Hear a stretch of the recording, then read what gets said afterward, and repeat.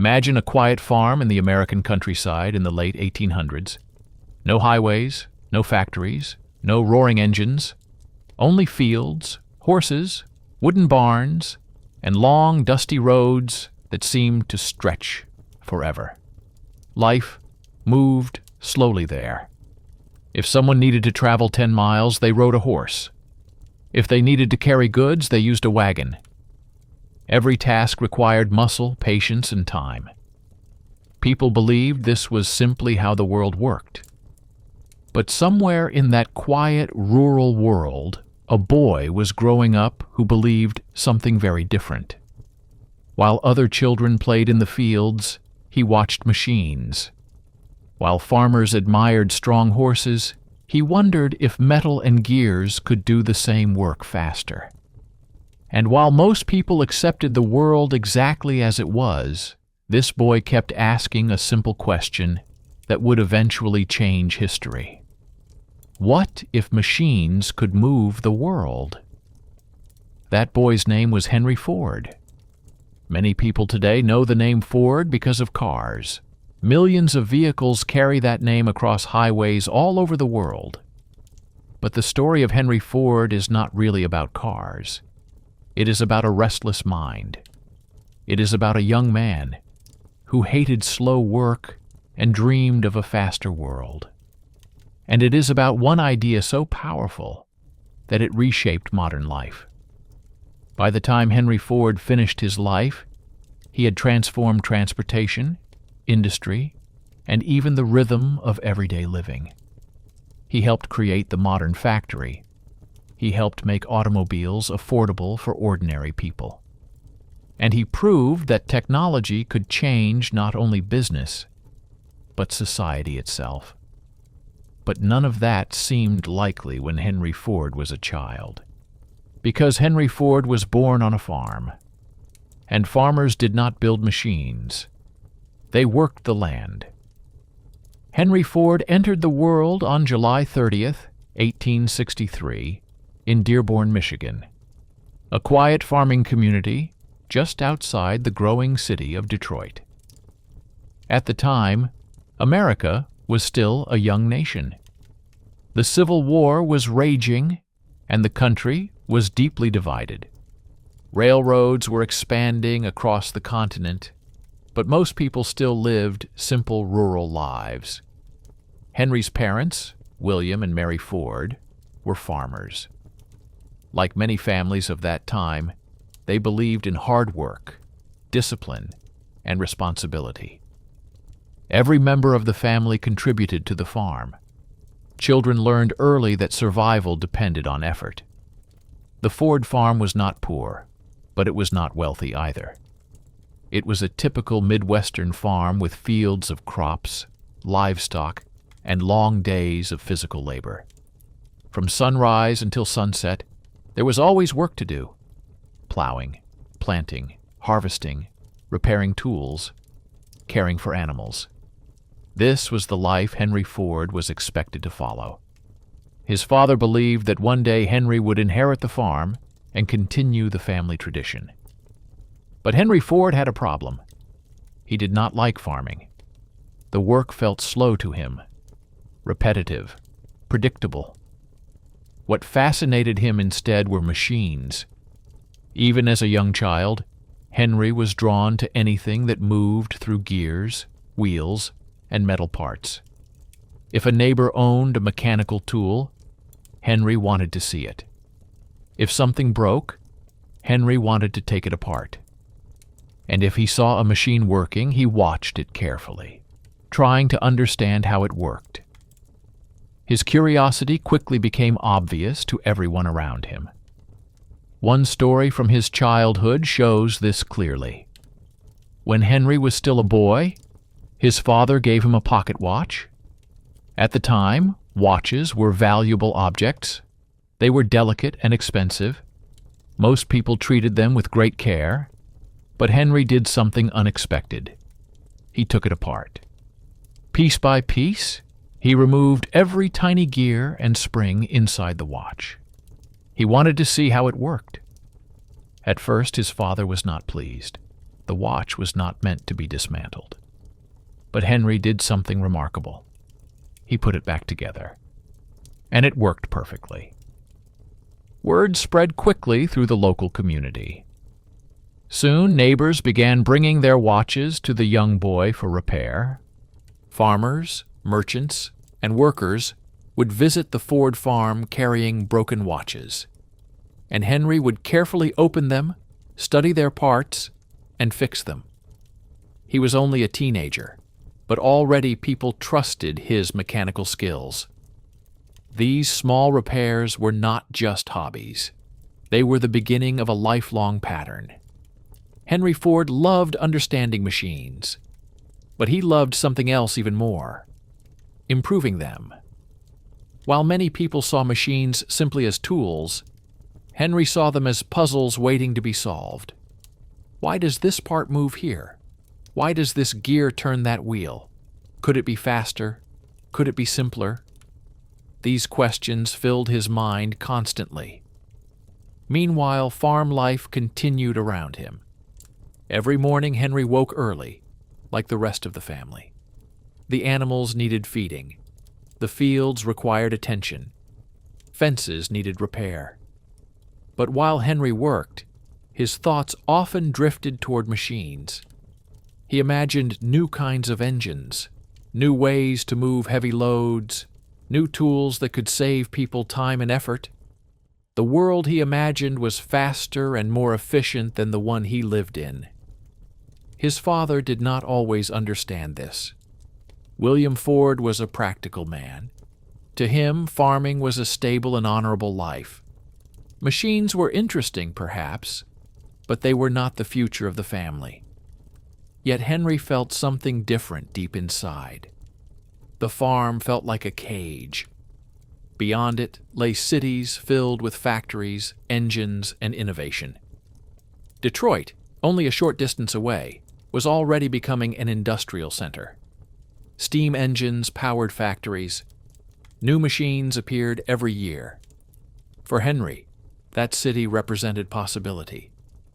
But leaving the farm was not a simple decision. In the late 19th century, family duty mattered deeply. Sons were expected to help their parents and continue the family work. Walking away from the farm meant walking away from tradition. Still, Henry's curiosity kept growing stronger. When he was 12 years old, he experienced a moment that changed everything. One day, he saw a steam-powered machine traveling down a rural road. It was a traction engine, an early form of mechanical vehicle powered by steam. Unlike horses, it moved using its own engine. The machine was loud and powerful, releasing clouds of steam as it crawled along the road. Most farmers simply watched with curiosity, but Henry Ford stared at it with fascination. To him, it looked like the future. If machines could move themselves like this, then perhaps horses would not always be necessary. Perhaps transportation itself could change. That moment planted a seed in his mind. A machine that could move without horses. A machine that anyone could use. A machine that could transform the world. At that time, such ideas seemed almost impossible. Yet the young boy who repaired watches on a farm in Michigan would spend the rest of his life chasing that vision. And eventually, he would build the machine that changed everything. Before Henry Ford could transform the modern world, however, he would first have to leave the quiet farm of his childhood and step into the noisy, unpredictable world of industry. And that decision would begin the real story of Henry Ford. By the time Henry Ford was 16 years old, one thing had become painfully clear. He was not meant to be a farmer. Every morning, the same routine repeated itself on the Ford family farm in Dearborn, Michigan. The sun rose over the fields. Animals needed feeding. Tools needed repairing. Crops needed tending. For Henry's father, this life made perfect sense. Farming was honest work. It provided stability. It had supported generations of families. But for Henry, the fields felt endless in the wrong way. The work was predictable. The days were similar. Nothing truly changed.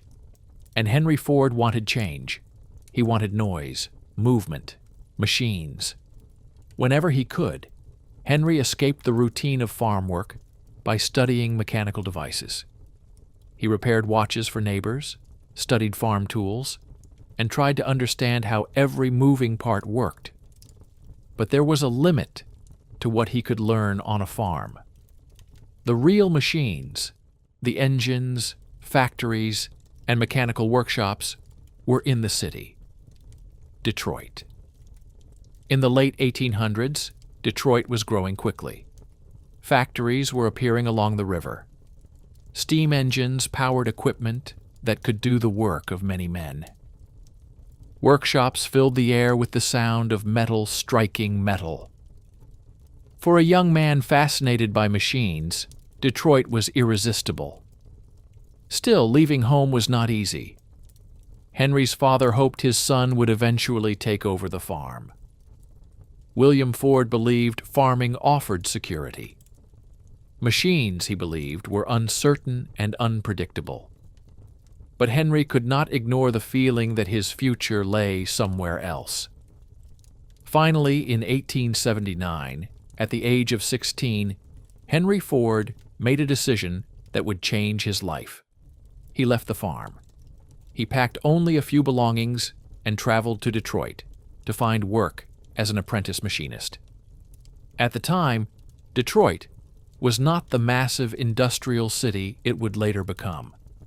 Its population was around 100,000 people. Streets were busy, but still filled with horse-drawn wagons. Yet compared to rural Michigan, it felt enormous. Factories, workshops, blacksmiths, and machine shops filled the city. For the first time in his life, Henry Ford was surrounded by machines everywhere he looked. The sounds fascinated him. The grinding of metal, the rhythm of hammers, the steady turning of engines. To Henry, it felt like entering a new world. He quickly found work as an apprentice at a machine shop called James F. Flower & Brothers. The pay was small, the hours were long, but Henry did not care. For the first time, he was learning the skills he truly wanted. An apprentice machinist's job involved more than simply operating machines. It required understanding how machines were built.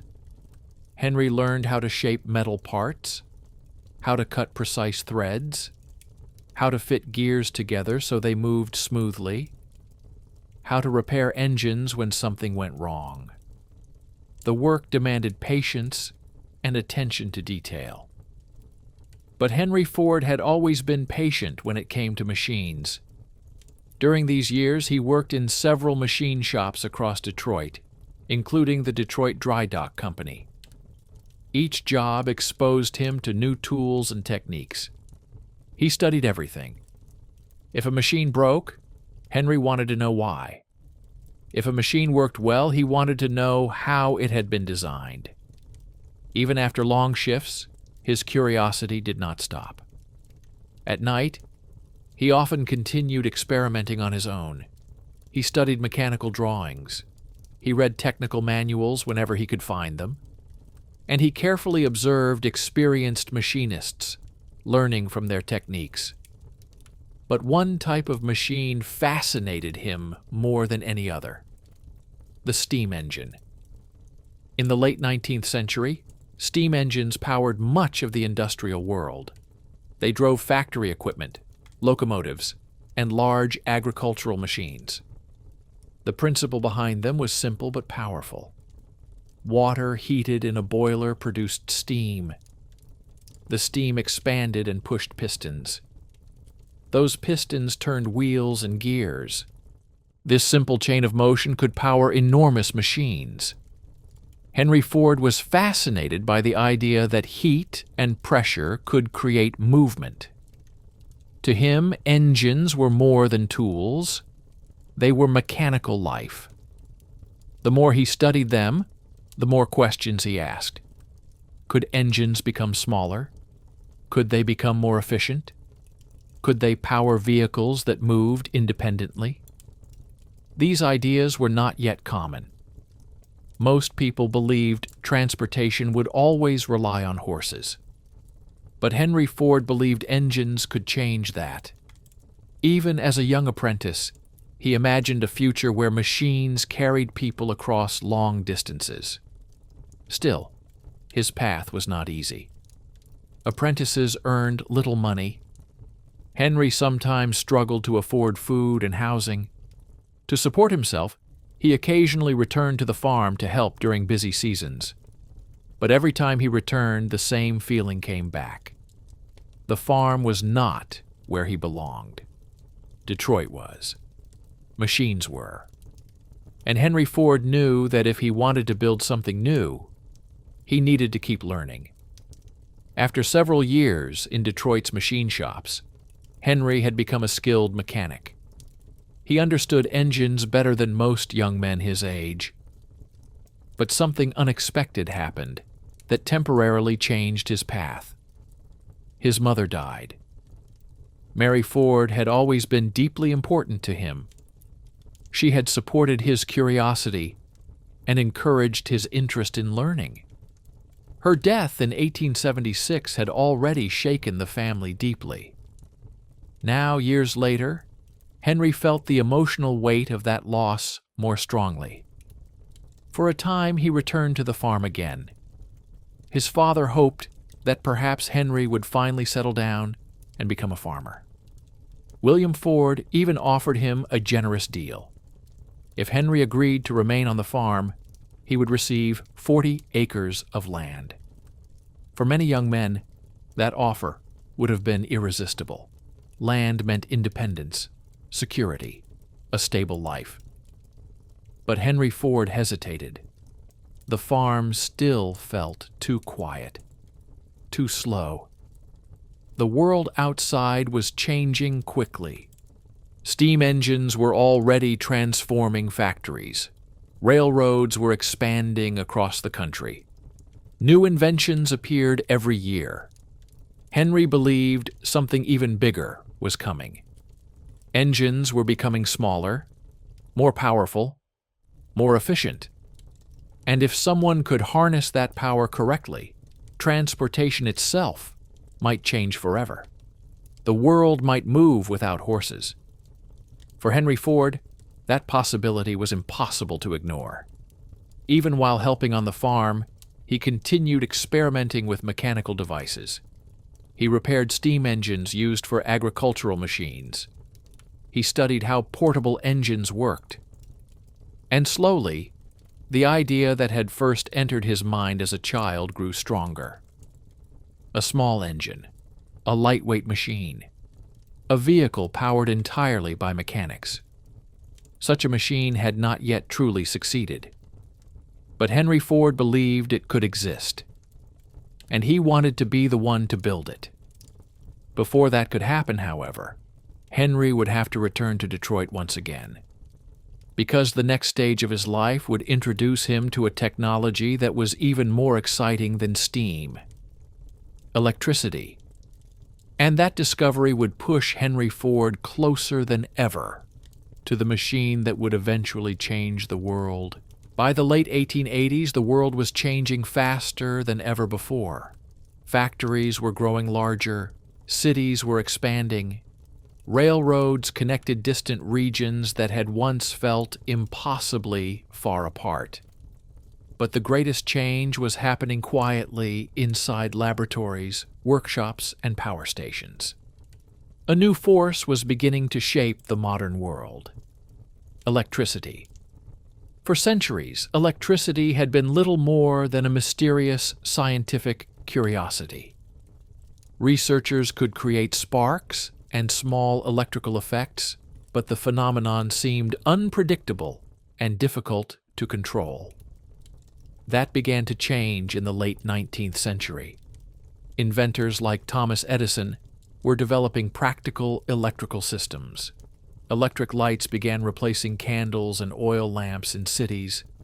Power stations generated electricity that flowed through wires into homes and businesses. To people living at that time, electricity felt almost magical. Lights appeared instantly when a switch was turned. Motors could spin without steam or fire. Machines could move with quiet, smooth power. For a man like Henry Ford, this new technology was irresistible. In 1891, Ford returned to Detroit permanently and accepted a job as an engineer with the Edison Illuminating Company. This company, founded by Thomas Edison himself, operated electric power stations that supplied electricity to the growing city. Ford's job involved maintaining and repairing the company's electrical equipment. He worked long hours ensuring generators and engines continued running smoothly. The position paid better than most of the jobs he had previously held, but the money was not what excited him. The real excitement came from the machines. Power plants were filled with massive engines, spinning shafts, and complex electrical systems. These machines converted energy into electricity that flowed across the city. Every shift gave Ford a chance to study them. He watched how engines converted fuel into motion. He studied how generators transformed mechanical movement into electrical energy. And he observed how carefully designed machines could run for hours without failure. Ford's mechanical instincts grew stronger with every day he spent around these systems. Within 2 years, he was promoted to chief engineer. The promotion came with greater responsibility. He now supervised the operation of Detroit's electrical power systems during night shifts. If something failed, it was Ford's job to fix it quickly. This schedule had an unexpected benefit. Because he worked nights, he often had free time during the day. And Henry Ford used those hours for something very important: experiments. Even though he had a stable job with a respected company, Ford could not stop thinking about engines and transportation. Steam engines had fascinated him for years, but they had serious limitations. They were heavy. They required large boilers, and they took time to build up pressure before moving. Ford believed another type of engine could solve these problems: the internal combustion engine. Unlike steam engines, internal combustion engines burned fuel directly inside the engine itself. Small explosions inside cylinders pushed pistons that created movement. These engines were lighter and more compact. In theory, they could power small vehicles. The concept already existed in Europe. Inventors in Germany and France had begun building early gasoline engines. But the technology was still new and unreliable. Many engineers believed such engines were too complicated for everyday use. Henry Ford disagreed. To him, the internal combustion engine looked like the future. So he began building one. At night, after finishing his shifts at the power station, Ford returned home and worked in a small workshop behind his house. The workshop was simple: a wooden workbench, basic tools, scraps of metal. But within that modest space, Ford began assembling parts that might eventually become a working engine. His experiments were slow and difficult. Early engines failed constantly, parts overheated, fuel systems malfunctioned, ignition systems misfired. But Ford had developed patience through years of mechanical work. Each failure taught him something. Each broken component revealed a weakness that could be improved. Night after night, he continued experimenting. His wife, Clara Ford, supported him during these long periods of work. Clara had married Henry in 1888. She understood his fascination with machines and rarely complained about the hours he spent in his workshop. Their home became a place where mechanical ideas were constantly being tested. By 1893, Ford had successfully built his first working gasoline engine. The engine was small but powerful enough to prove that his ideas worked. When the machine first ran, Ford knew he was on the right path. But an engine alone was not enough. The real goal was a vehicle. Ford wanted to create a machine that could move on roads without horses. At the time, this idea still seemed strange to many people. Horses had powered transportation for thousands of years. Wagons, carriages, and farm equipment all relied on animals. Few people believed a machine could replace them. But Ford imagined something different. A light vehicle, powered by gasoline. Simple enough for ordinary people to operate. Affordable enough that many families could own one. It was an ambitious dream. But Henry Ford had never been interested in small dreams. For several years, he continued refining his engine designs. Each improvement brought him closer to his goal. Finally, in 1896, he completed the machine he had been working toward. It was not beautiful. It looked more like a mechanical experiment than a finished vehicle. But it worked. Ford called it the quadricycle.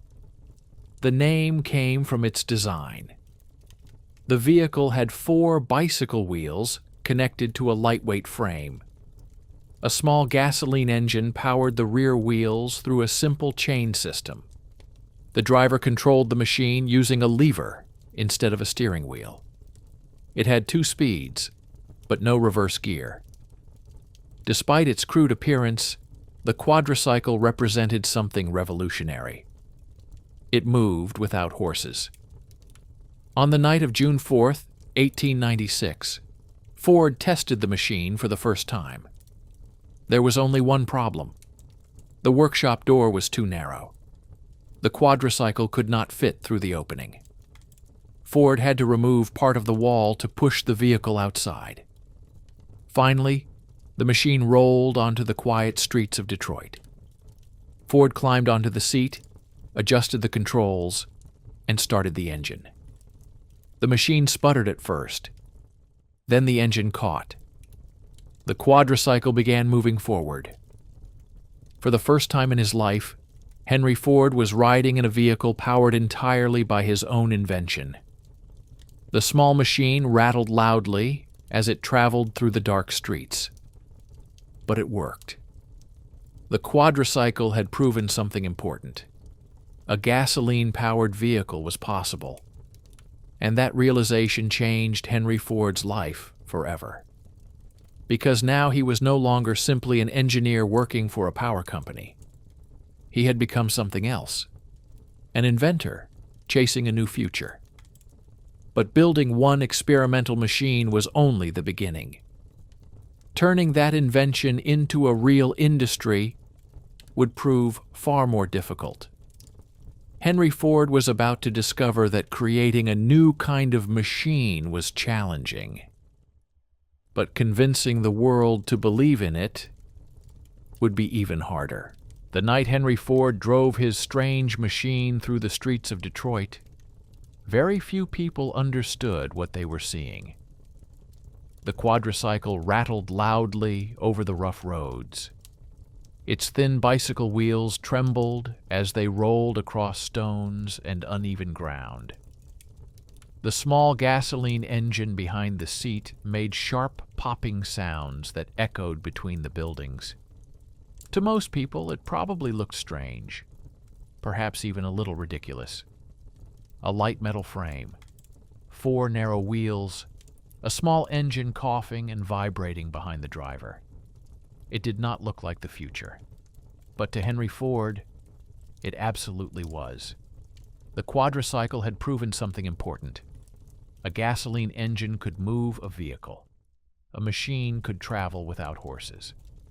And if one such machine could exist, then maybe thousands could exist as well. Ford understood that his creation was far from perfect. the vehicle had almost no comfort. It had no roof, no real suspension, and no reverse gear. The driver had to be careful while controlling the speed, and the machine sometimes shook so much that it felt like it might fall apart. But it moved, and that was enough. From that moment forward, Henry Ford knew he would spend the rest of his life improving this idea. During the months that followed, he continued experimenting with designs. Every free hour became an opportunity to modify engines, adjust mechanical parts, and imagine better vehicles. He built improved versions of his engine. He adjusted fuel systems. He studied how to make machines lighter and stronger at the same time. But very quickly, he discovered a problem. Building one experimental vehicle in a small workshop was possible. Building many vehicles for customers was a completely different challenge. To build automobiles on a larger scale, Ford needed something he did not yet have: money, factories, business partners, and perhaps most importantly, public trust. In the 1890s, automobiles were still a strange idea to most people. Roads were designed for horses and wagons. Cities were filled with the sounds of hooves and wooden wheels. Many people believed machines would never replace horses. Some even considered automobiles dangerous.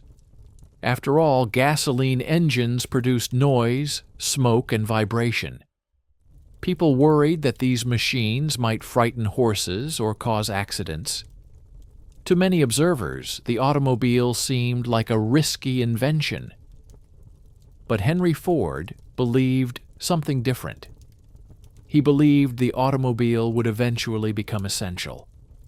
He imagined a future where families could travel long distances quickly. Farmers could reach markets faster. Workers could live farther from their jobs. The automobile, he believed, would give people freedom. But before the world could believe in this idea, Ford needed to prove that automobiles could be built and sold. That required investors. So Ford began meeting with businessmen in Detroit. Detroit was already becoming an industrial city, and some investors were interested in new technologies. When Ford demonstrated his early engine designs and described his vision for the future, a few of them became curious. In 1899, a group of investors agreed to support him. Together, they created a company called the Detroit Automobile Company. For Henry Ford, it seemed like the beginning of everything he had been working toward. For the first time in his life, he could focus entirely on automobiles. He left his job at the Edison Illuminating Company and devoted himself completely to the new business. The goal was simple: build automobiles, sell them, create a new industry. But reality quickly became complicated.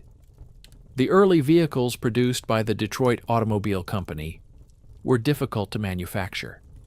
The designs were still experimental, and the machines required many complicated parts. Production moved slowly, and the cars were expensive. Very expensive. Only wealthy customers could even consider buying them. Meanwhile, investors expected quick progress. They wanted finished cars ready to sell. But Henry Ford was still experimenting.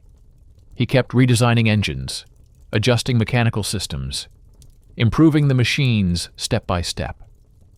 To him, perfection mattered more than speed. To investors, profit mattered more than perfection. The tension between those two priorities grew larger every month. Eventually, the situation became impossible. The company struggled financially. Production remained slow, and investors began losing confidence. In 1901, the Detroit Automobile Company collapsed. The business closed its doors. Henry Ford's first automobile company had failed. For many people, such a failure might have ended the dream. Ford had disappointed investors. He had lost his company, and he had no clear path forward. But Henry Ford did not see the situation as a defeat. He saw it as a lesson. The automobile itself was not the problem. The problem was the approach. Ford believed cars should be simple, light, efficient. Instead of building complicated luxury vehicles, he decided to focus on something else: speed. If he could build a fast automobile, he could prove the strength of his engineering ideas. A powerful racing machine could capture attention and attract new investors. So Ford began designing racing cars. The new vehicles were lighter and faster than anything he had built before. He removed unnecessary weight and focused entirely on performance. One of these machines became known as the Sweepstakes.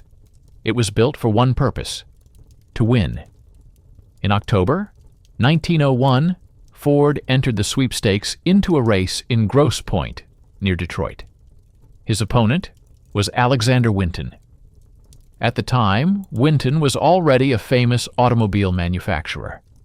His cars were respected across the country, and he had won several racing events. Henry Ford, by comparison, was still relatively unknown. Many spectators expected Winton to win easily. But the race unfolded differently. As the engines roared and the cars raced along the track, Ford's machine began gaining speed. Lap after lap, the Sweepstakes performed beautifully. Its engine held strong. Its design proved reliable. And gradually, Ford pulled ahead. When the race ended, Henry Ford had defeated Alexander Winton. The crowd was stunned. This victory changed everything. Suddenly, Ford was no longer seen as a failed inventor. He was recognized as a talented engineer, capable of building powerful machines. The race brought him something he desperately needed: attention. Investors who had previously ignored his ideas began reconsidering them. One of these men was a businessman named Alexander Malcolmson. Malcolmson believed Henry Ford had the ability to build successful automobiles if he had the right financial support. Together, they began planning a new company. But this time, Ford was determined to follow the lessons he had learned from failure. Automobiles must be simpler, they must be reliable, and eventually they must become affordable. These ideas would guide everything that happened next. In 1903, Henry Ford and a small group of investors officially founded a new business, the Ford Motor Company. At the beginning, the company was small, very small. Only 12 investors contributed money. The factory itself was modest, the equipment was basic, and no one could predict what would happen. Yet inside that small company, one powerful idea was growing stronger. Henry Ford believed the automobile should not belong only to wealthy collectors. It should belong to everyone: farmers, workers, families. Anyone who wanted the freedom to travel farther and faster than horses could carry them. But to make that dream real, Ford would need to do something that no manufacturer had done before. He would have to completely change the way cars were built. And that transformation would eventually reshape the modern world. In the summer of 1903, Henry Ford stood inside a small rented workshop on Mack Avenue in Detroit. The building did not look impressive. It was a simple brick factory with wooden floors and scattered tools. There were no giant machines, no rows of workers, and no signs that this quiet place would soon become the center of a revolution. At that moment, the entire company consisted of only a few men, a few engineers, a few mechanics, a few investors who believed Henry Ford might succeed where others had failed. Together, they had gathered just enough money to begin: $28,000. Even in those days, it was not a large amount for starting a manufacturing company. But it was all they had, and Henry Ford believed it was enough. The company officially began on June 16, 1903. Its name was simple: the Ford Motor Company. In those early days, the factory did not produce automobiles quickly. Each car required careful work from skilled mechanics. Parts were delivered from different suppliers. Workers assembled them piece by piece. The process was slow. Sometimes it took more than a week to complete a single car. But Ford knew this was only the beginning. The first vehicle the company produced was called the Model A. This was not the famous Model T that would later change the world. The Model A was a modest automobile designed to prove that the company could survive. The vehicle was simple and practical. It had a gasoline engine that produced 8 horsepower. It could travel about 30 miles per hour on good roads. And most importantly, it worked. Customers quickly noticed the new automobile. The price was about $850, which was still expensive, but cheaper than many competing vehicles. People began placing orders. Slowly, money started coming into the company. One of the most important early supporters of the business was James Couzens. Couzens was not an engineer. He was a businessman with sharp instincts and strong discipline. As the company's manager, Couzens handled finances and organization, while Ford focused on engineering and design. This partnership helped stabilize the young company. Ford concentrated on improving automobiles. Couzens ensured the company stayed financially healthy. The combination worked. During its first year, Ford Motor Company sold hundreds of cars. The number may seem small by modern standards, but at that time it was impressive.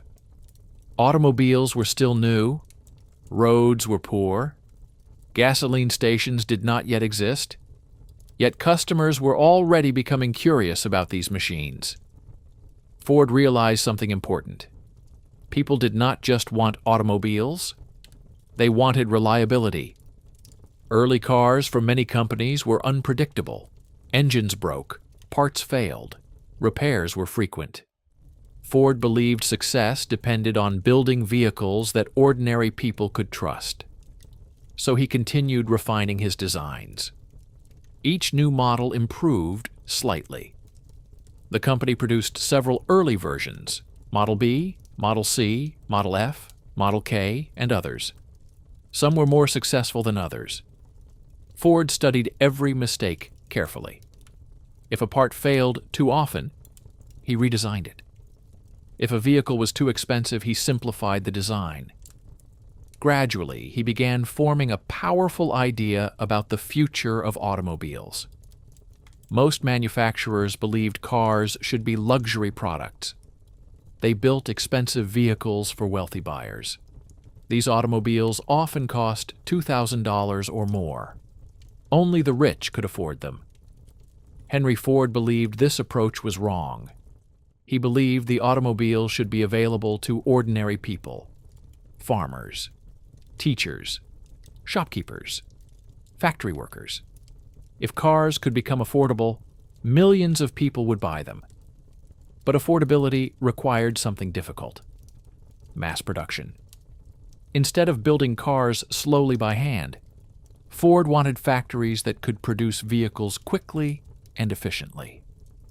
At the time, this idea seemed almost impossible. Manufacturing was still largely based on skilled craftsmen assembling products individually. Each automobile required careful attention from experienced workers. The idea of producing thousands of identical cars seemed unrealistic. But Henry Ford believed it could be done. He began experimenting with ways to simplify production. Parts needed to be standardized. Components needed to fit together perfectly every time. Workers needed clear and simple tasks.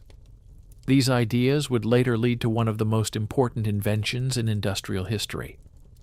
But first, Ford needed a car that could truly represent his vision. A car designed not for the wealthy, but for everyone. By 1907, Ford had become convinced that the company needed one perfect automobile. Not many different models, just one. One car designed carefully, built efficiently, affordable for the average person. Ford believed this car could transform transportation. He began working with his engineers to design it.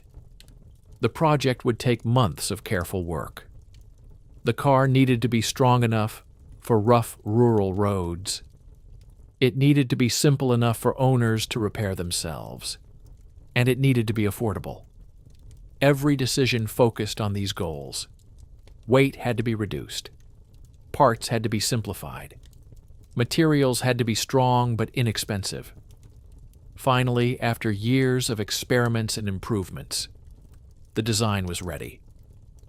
In 1908, Henry Ford introduced the automobile that would change everything: the Model T.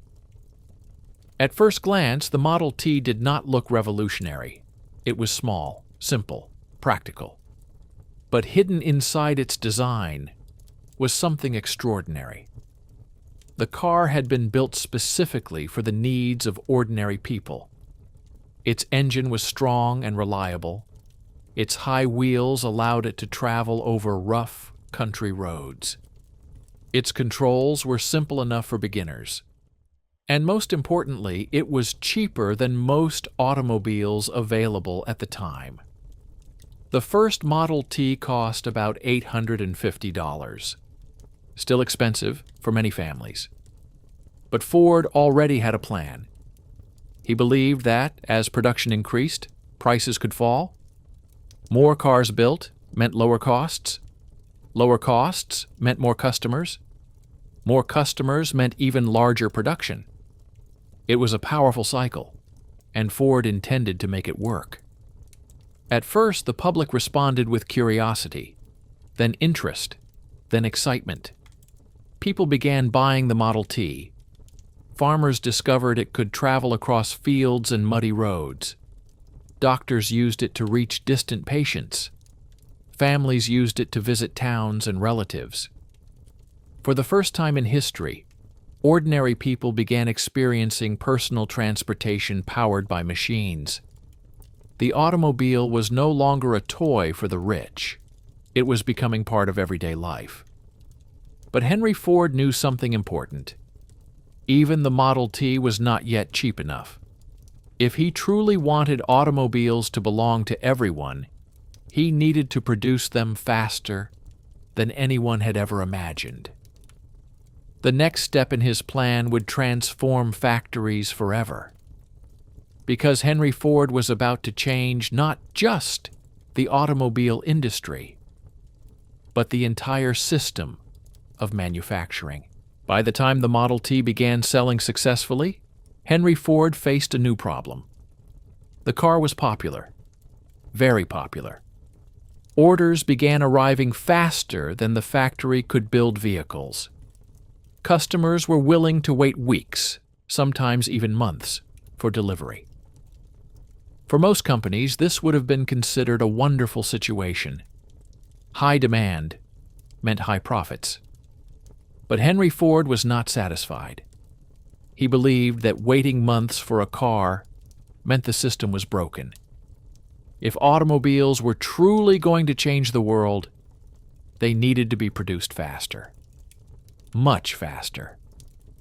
Ford began studying the manufacturing process inside his factory. At the time, automobiles were assembled in a fairly traditional way. Teams of skilled workers gathered around a single vehicle and slowly assembled it piece by piece. Each worker performed many different tasks. One worker might install wheels, adjust engine parts, and help attach the body of the car. This method required skilled craftsmen. But it was slow, very slow. A single Model T could take more than 12 hours to assemble.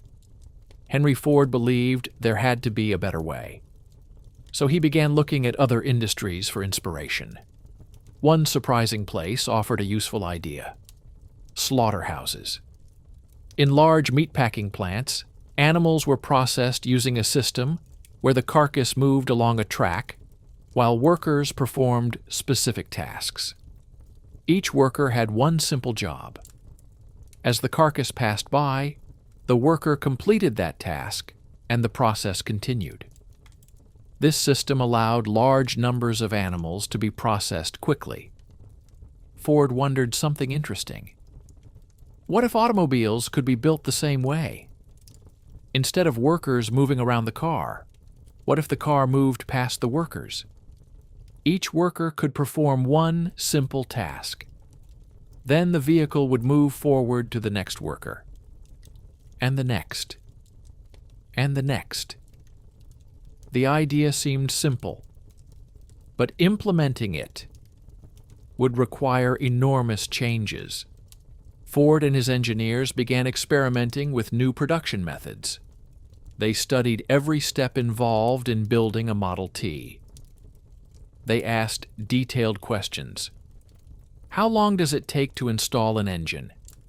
How many movements are required to attach a wheel?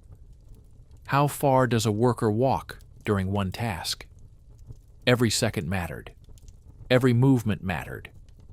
By studying these details, Ford realized something important.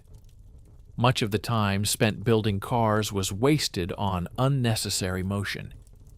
Workers walked across the factory floor searching for tools or parts.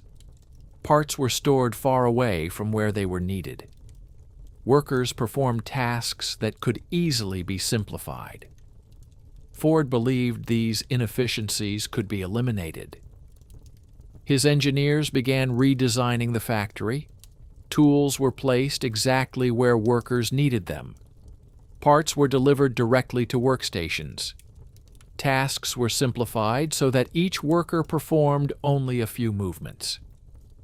Finally, in 1913, Ford introduced the most famous innovation of his career: the moving assembly line. Instead of workers gathering around a stationary car, the car itself moved slowly through the factory on a conveyor system. At each station, workers completed one small step. Then the car moved forward. Step by step, the vehicle was assembled. The results were astonishing. Before the assembly line, building one Model T required more than 12 hours. After the assembly line was introduced, the time dropped dramatically. Eventually, a complete car could be assembled in about 90 minutes. The change transformed production. Factories that once built a few hundred cars per year could now produce thousands, then tens of thousands, then hundreds of thousands. The Ford factory became a place of incredible efficiency. Rows of workers stood along the moving line, each performing a specific task again and again. Engines were lowered into place. Wheels were attached. Seats were installed. Every movement was carefully organized. The system worked almost like a giant machine. But the impact of the assembly line extended far beyond the factory walls. Because as production increased, something else happened. Prices began to fall.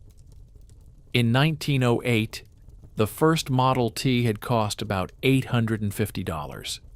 As production improved, Ford lowered the price. $700, then $600, then $500. Year after year, the price continued dropping. By the early 1920s, a new Model T cost less than $300. For the first time in history, a car became affordable for ordinary families. Farmers could buy them. Factory workers could buy them. Teachers, shopkeepers, and small business owners could buy them. The automobile was no longer a luxury. It had become part of everyday life. The demand was enormous. Ford factories worked constantly to keep up with orders. New factories were built. Production expanded. By the mid-1910s, Ford Motor Company was producing hundreds of thousands of cars every year. Soon the number reached 1 million. The world had never seen manufacturing on this scale before. Henry Ford's system changed the entire concept of industry.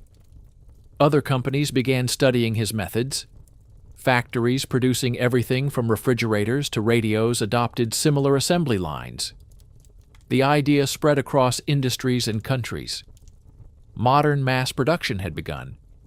Yet the assembly line created a new challenge. The work was repetitive.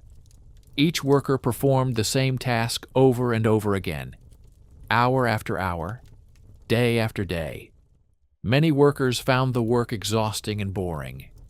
Turnover became a serious problem.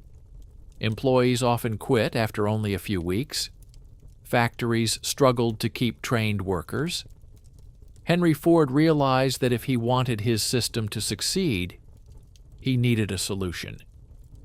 In 1914, he made a decision that shocked the business world. Ford announced that factory workers would earn $5 per day. At the time, most factory workers earned about half that amount. Doubling wages seemed almost impossible. Many business leaders believed Ford had lost his mind. They predicted the company would collapse. But Ford believed higher wages would solve several problems at once. Better pay would attract workers. Workers would stay longer and become more skilled. And something even more interesting might happen. Workers earning higher wages could afford the products they built. They could buy Model T automobiles themselves. In other words, Ford believed workers could become customers. The idea was revolutionary. Factories would not only produce goods, they would help create a new middle class capable of buying those goods. When Ford announced the $5 wage, thousands of people flooded Detroit hoping for jobs. Lines stretched for blocks outside the factory gates. Ford Motor Company quickly became one of the most desirable employers in the country.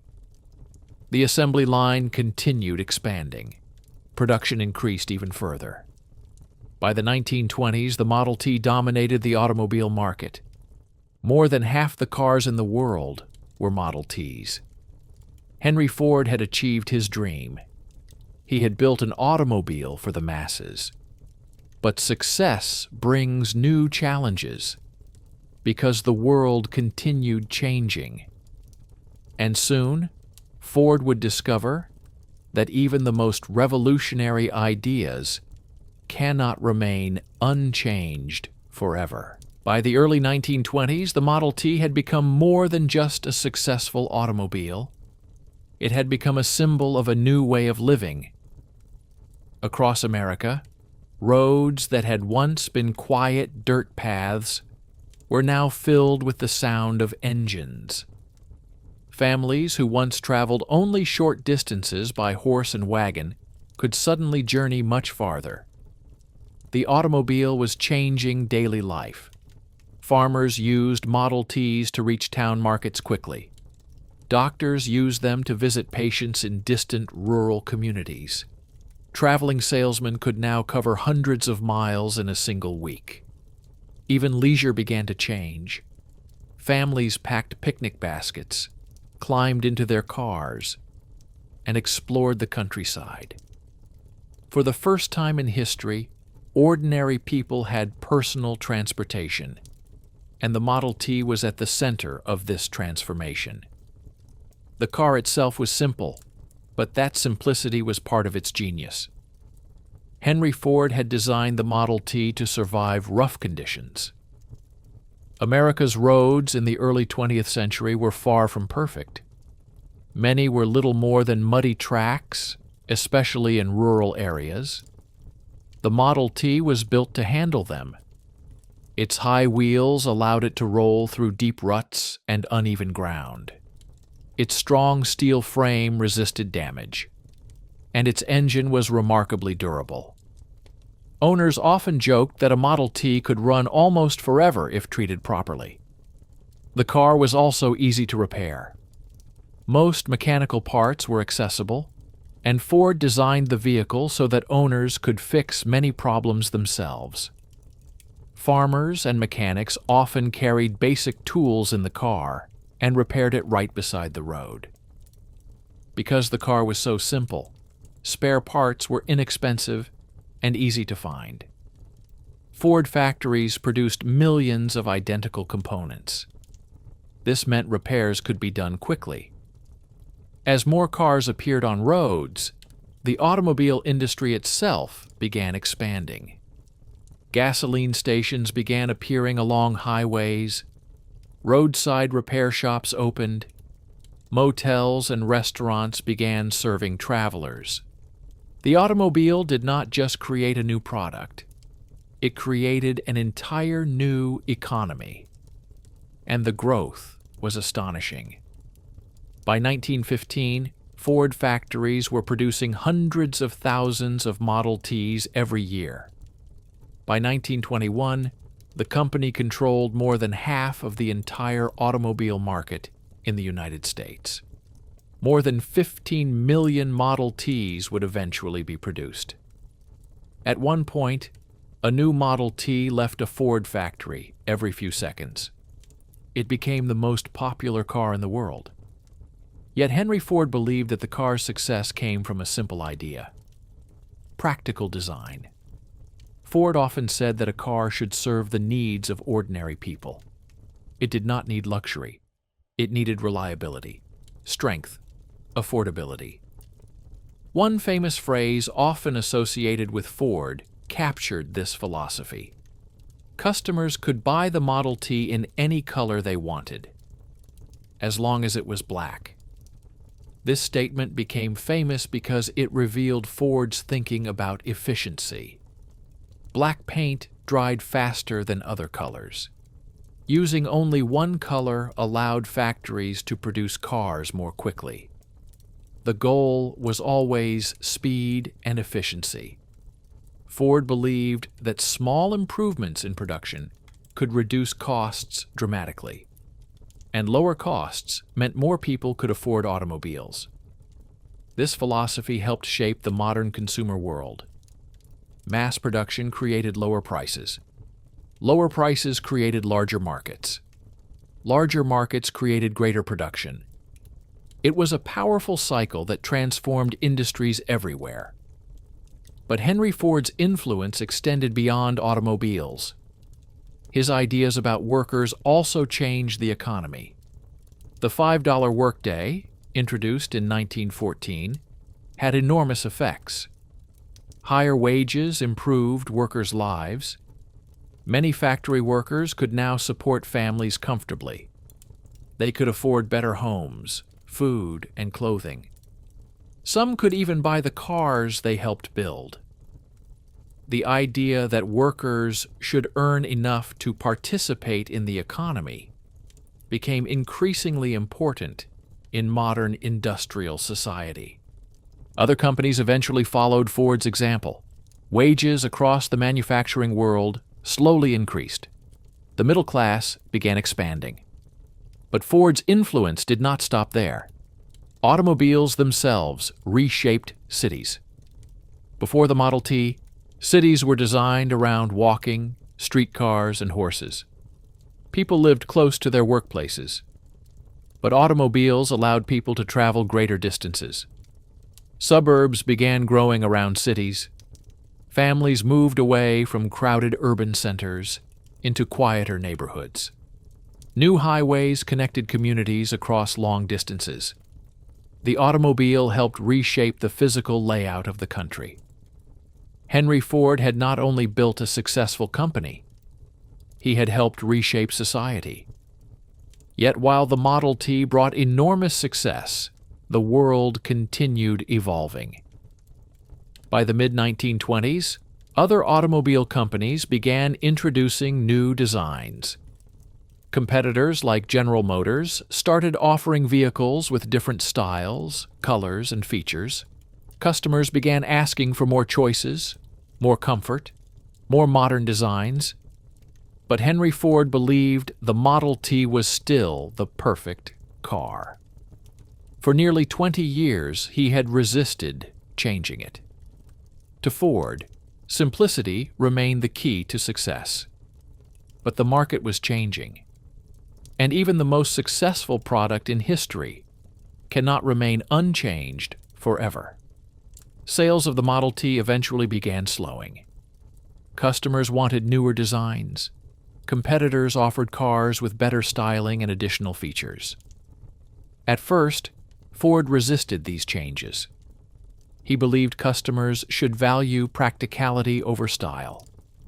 But gradually, it became clear that the automobile industry was evolving. In 1927, Henry Ford made a decision he had resisted for years. Production of the Model T would stop. After nearly 2 decades, the car that had changed the world would be replaced. Factories shut down temporarily, while Ford engineers designed a completely new automobile. When production resumed later that year, the company introduced the Model A. The Model A looked more modern. It offered new colors, improved controls, and updated engineering. Customers responded with excitement. The new car sold well. But something important had already happened. The automobile industry had grown larger than any single company. Many manufacturers now competed in the market. Ford Motor Company remained powerful, but the industry had matured. Still, the impact of the Model T could never be forgotten. It had introduced millions of people to the automobile. It had transformed transportation. And it had demonstrated that mass production could bring advanced technology to ordinary families. Henry Ford had achieved something remarkable. He had built a machine that reshaped the modern world. But the story of Henry Ford was far from over, because the man who helped create the modern industrial age would soon face challenges that success itself had created. By the late 1920s, Henry Ford had become one of the most famous men in the world. His name was known far beyond the automobile industry. Newspapers wrote about him regularly. Business leaders studied his manufacturing methods. Politicians discussed his ideas about industry and labor. To millions of people, Henry Ford represented modern progress. He had built a company that produced automobiles on a scale the world had never seen. He had helped make transportation available to ordinary families. And he had changed how factories operated everywhere. But success also brought something else: power. And Henry Ford had a great deal of it. Ford Motor Company had grown into one of the largest businesses in the world. Its factories employed tens of thousands of workers. Its vehicles traveled across continents. Henry Ford himself had become extremely wealthy. Yet he remained a complicated figure. Unlike many wealthy industrialists, Ford did not enjoy displaying luxury. He often dressed simply and spoke about the value of hard work and discipline. He believed industry should serve society. But at the same time, he believed strongly in his own ideas. Sometimes too strongly. Inside the Ford Motor Company, Henry Ford's authority was nearly absolute. He made the major decisions. He controlled the direction of the company, and he often resisted advice from others. This leadership style had helped him build his company quickly during its early years. But as the company grew larger, managing it became more complex. Other automobile manufacturers were now powerful competitors. General Motors, led by Alfred P. Sloan, began developing a different business strategy. Instead of producing one simple car for everyone, General Motors offered many different models. Cars with different sizes, different colors, different prices. Customers could choose vehicles that matched their tastes and budgets. The idea proved very successful. Meanwhile, Henry Ford still believed in simplicity. He believed that fewer models meant faster production and lower costs. But the market was changing. Customers now wanted style as well as practicality. They wanted comfort. They wanted variety.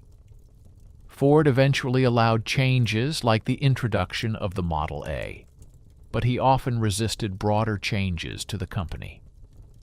These decisions sometimes created tension inside Ford Motor Company. Many executives believed the company needed to adapt faster to new trends. Yet Henry Ford remained confident in his approach. At the same time, Ford's personal interests began expanding beyond automobiles. He became fascinated with agriculture and rural life. Despite building one of the largest industrial companies in the world, Ford still felt connected to the farming communities of his youth. He believed modern industry had moved society too far away from the land. So he began investing in agricultural projects. He purchased farmland. He experimented with crops that could be used to produce materials for industry. For example, Ford explored ways to create plastics and other materials from plants like soybeans. He believed farms and factories could work together. Farmers could grow crops used to produce industrial products. Factories could transform those crops into useful materials. Some of these experiments were successful, others were not. But they showed Ford's constant curiosity. He rarely stopped exploring new ideas. Another project revealed his interest in history. Henry Ford began collecting historic buildings from across America. Old homes, workshops, small-town stores. He had them carefully transported to Dearborn, Michigan. There he created a place called Greenfield Village. The village became a living museum of American history. Visitors could walk through streets filled with buildings from earlier centuries. They could see how people lived and worked before the industrial age. Ford believed preserving these places would help future generations understand the past. Among the buildings he moved was the workshop where inventor Thomas Edison had once worked. Edison had been one of Ford's early inspirations. Years earlier, when Ford worked at the Edison Illuminating Company, he had attended a meeting where Edison encouraged his experiments with gasoline engines. Ford never forgot that moment. Their friendship later became famous. The two men, along with tire manufacturer Harvey Firestone and naturalist John Burroughs, sometimes took long camping trips together. Newspapers called them the Vagabonds. Despite their wealth and influence, they enjoyed simple outdoor adventures.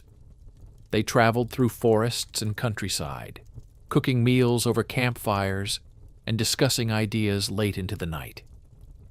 These trips revealed another side of Henry Ford.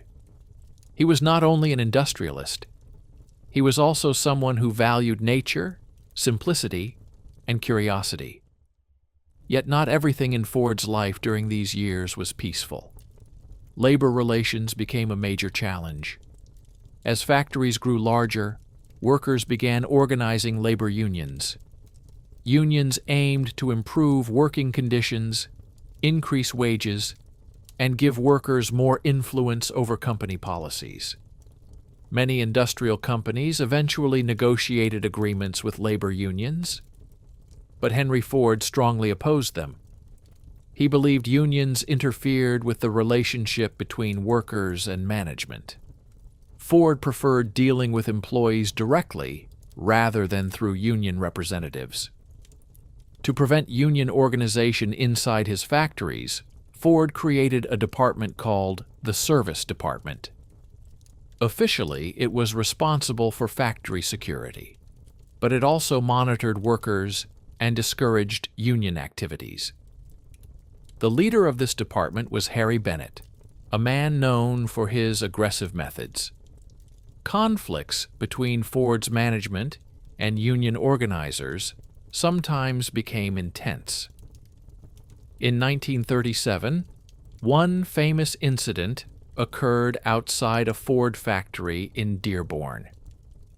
Union organizers attempted to distribute pamphlets to workers. Security guards confronted them. The situation quickly turned violent. Photographs of the confrontation appeared in newspapers across the country. The images shocked many Americans. Public opinion increasingly supported workers' rights to organize.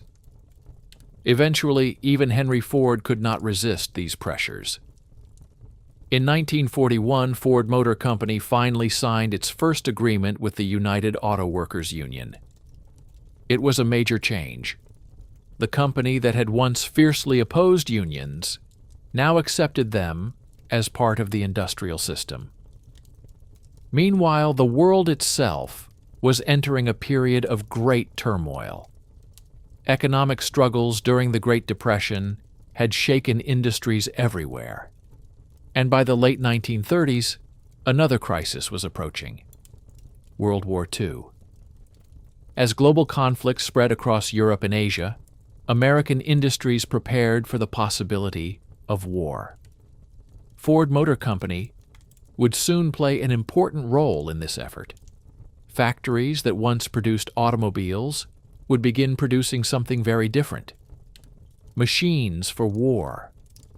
Henry Ford had spent decades building vehicles that gave people freedom to travel. Now, his factories would help build machines designed for battle. And the scale of that production would once again demonstrate the incredible power of modern industry. By the late 1930s, the world was once again drifting toward conflict. Across Europe and Asia, political tensions were rising. Nations were building armies, strengthening their industries, and preparing for a war that many people feared but hoped might never come. In the United States, life continued as usual for many citizens, but the government was already thinking ahead. If war reached America, the country would need enormous industrial strength: weapons, vehicles, aircraft, supplies for millions of soldiers. And to produce those machines, the government would need the help of American factories. Few companies possessed the manufacturing power of Ford Motor Company. For decades, Ford's factories had produced automobiles in numbers the world had never seen before. The same assembly line methods that built Model T cars had transformed the entire concept of manufacturing. Now those same methods would soon be used for something very different: machines of war. At first, Henry Ford himself felt uneasy about the idea. Ford had often spoken about his dislike of war. He believed that industry should be used to improve everyday life, not to destroy it. Years earlier, he had even supported peace efforts, hoping that economic cooperation between nations might prevent global conflict. But as the international situation worsened, the pressure on American industries increased. The government needed factories capable of producing equipment quickly and efficiently. And Henry Ford's system of mass production offered exactly that capability. Gradually, Ford Motor Company began accepting contracts to produce military equipment. The scale of the work would soon become extraordinary. One of the most ambitious projects in the history of industrial manufacturing soon began taking shape: the Willow Run factory. Located near Detroit, Willow Run was designed specifically to produce military aircraft. The project itself seemed almost unbelievable when it was first proposed. Instead of building airplanes slowly in small workshops, engineers wanted to produce them using assembly line techniques similar to automobile manufacturing. But airplanes were far more complex than cars. They contained tens of thousands of parts. They required precise engineering, and safety standards were extremely strict. Many aviation experts doubted the idea could work. Airplanes had traditionally been built by skilled craftsmen who carefully assembled each machine over long periods of time. Turning that process into mass production seemed nearly impossible. But Ford engineers believed the challenge could be solved. They approached the problem using the same thinking that had shaped the Model T factories years earlier. Break the process into smaller steps. Simplify each task. Standardize every component. The Willow Run factory itself was enormous. The building stretched nearly a mile long, making it one of the largest industrial structures in the world at that time.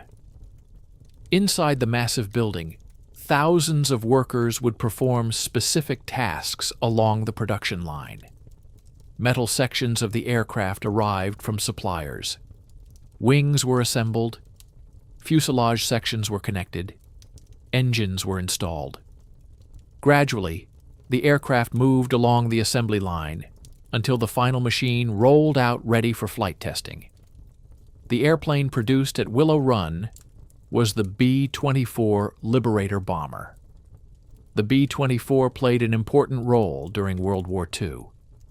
It was designed to carry heavy bomb loads across long distances and could operate in multiple combat environments. Producing these aircraft quickly was essential for the war effort. At first, production was slow. Workers had to learn entirely new manufacturing techniques. Engineers adjusted designs to make assembly easier. Machines had to be calibrated carefully to maintain precise measurements.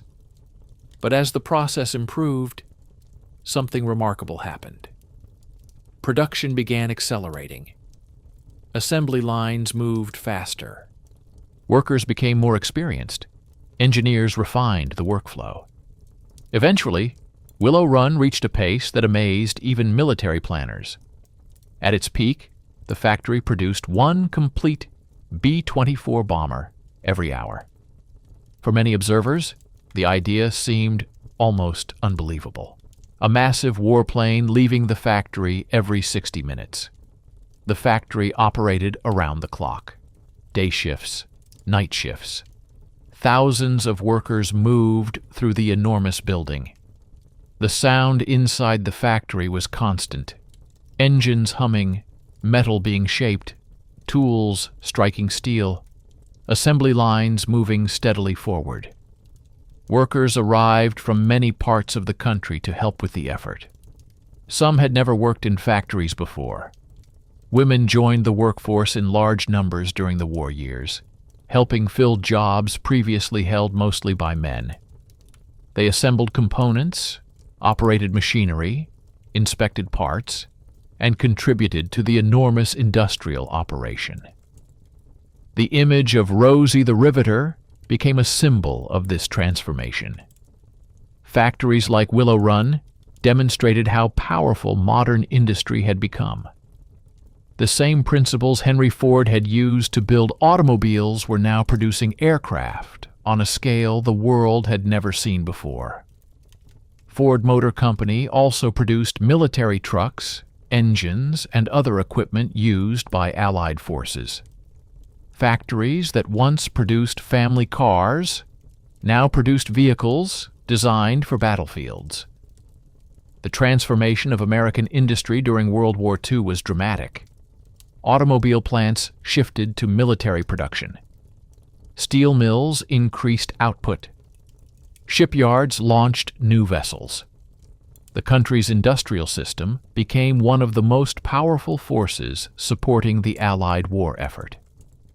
Yet during these years, Henry Ford himself was growing older. By the early 1940s, he was approaching 80 years of age. Although he remained an important figure in the company, much of the daily management had already passed to others. The most important of those leaders was his son, Edsel Ford. Edsel had served as president of Ford Motor Company for many years.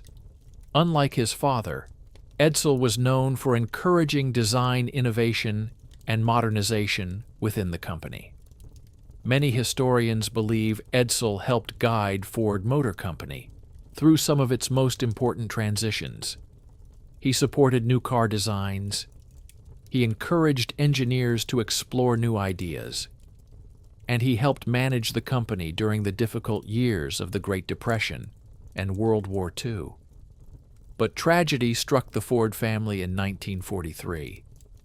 Edsel Ford died unexpectedly at the age of 49 after a long illness.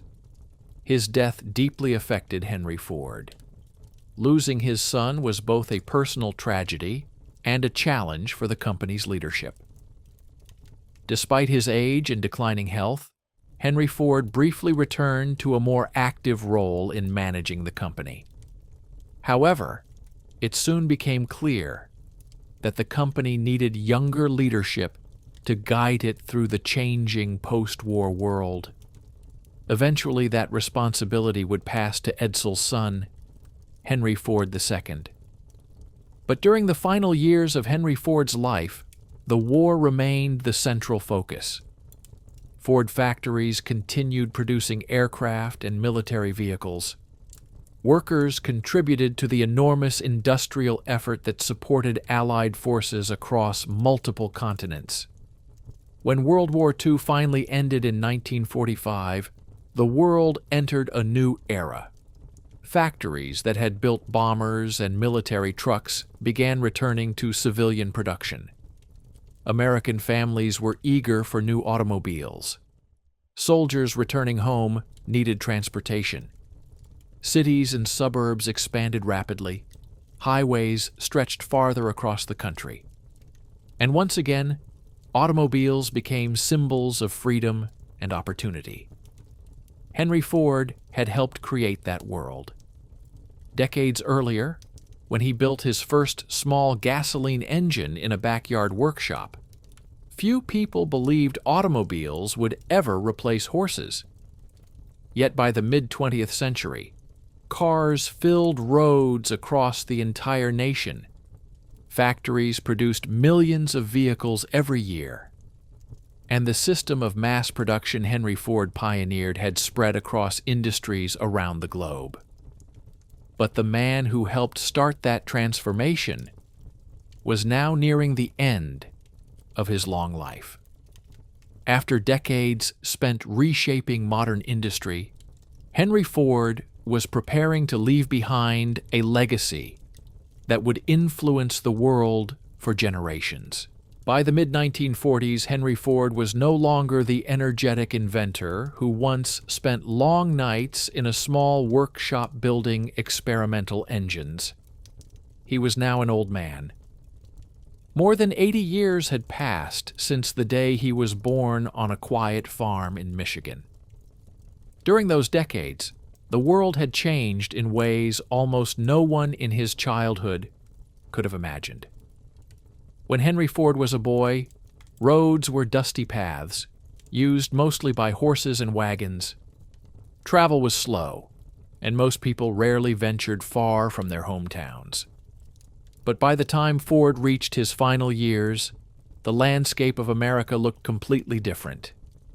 Automobiles filled city streets, highways connected towns and states. Factories produced machines in numbers that once seemed impossible.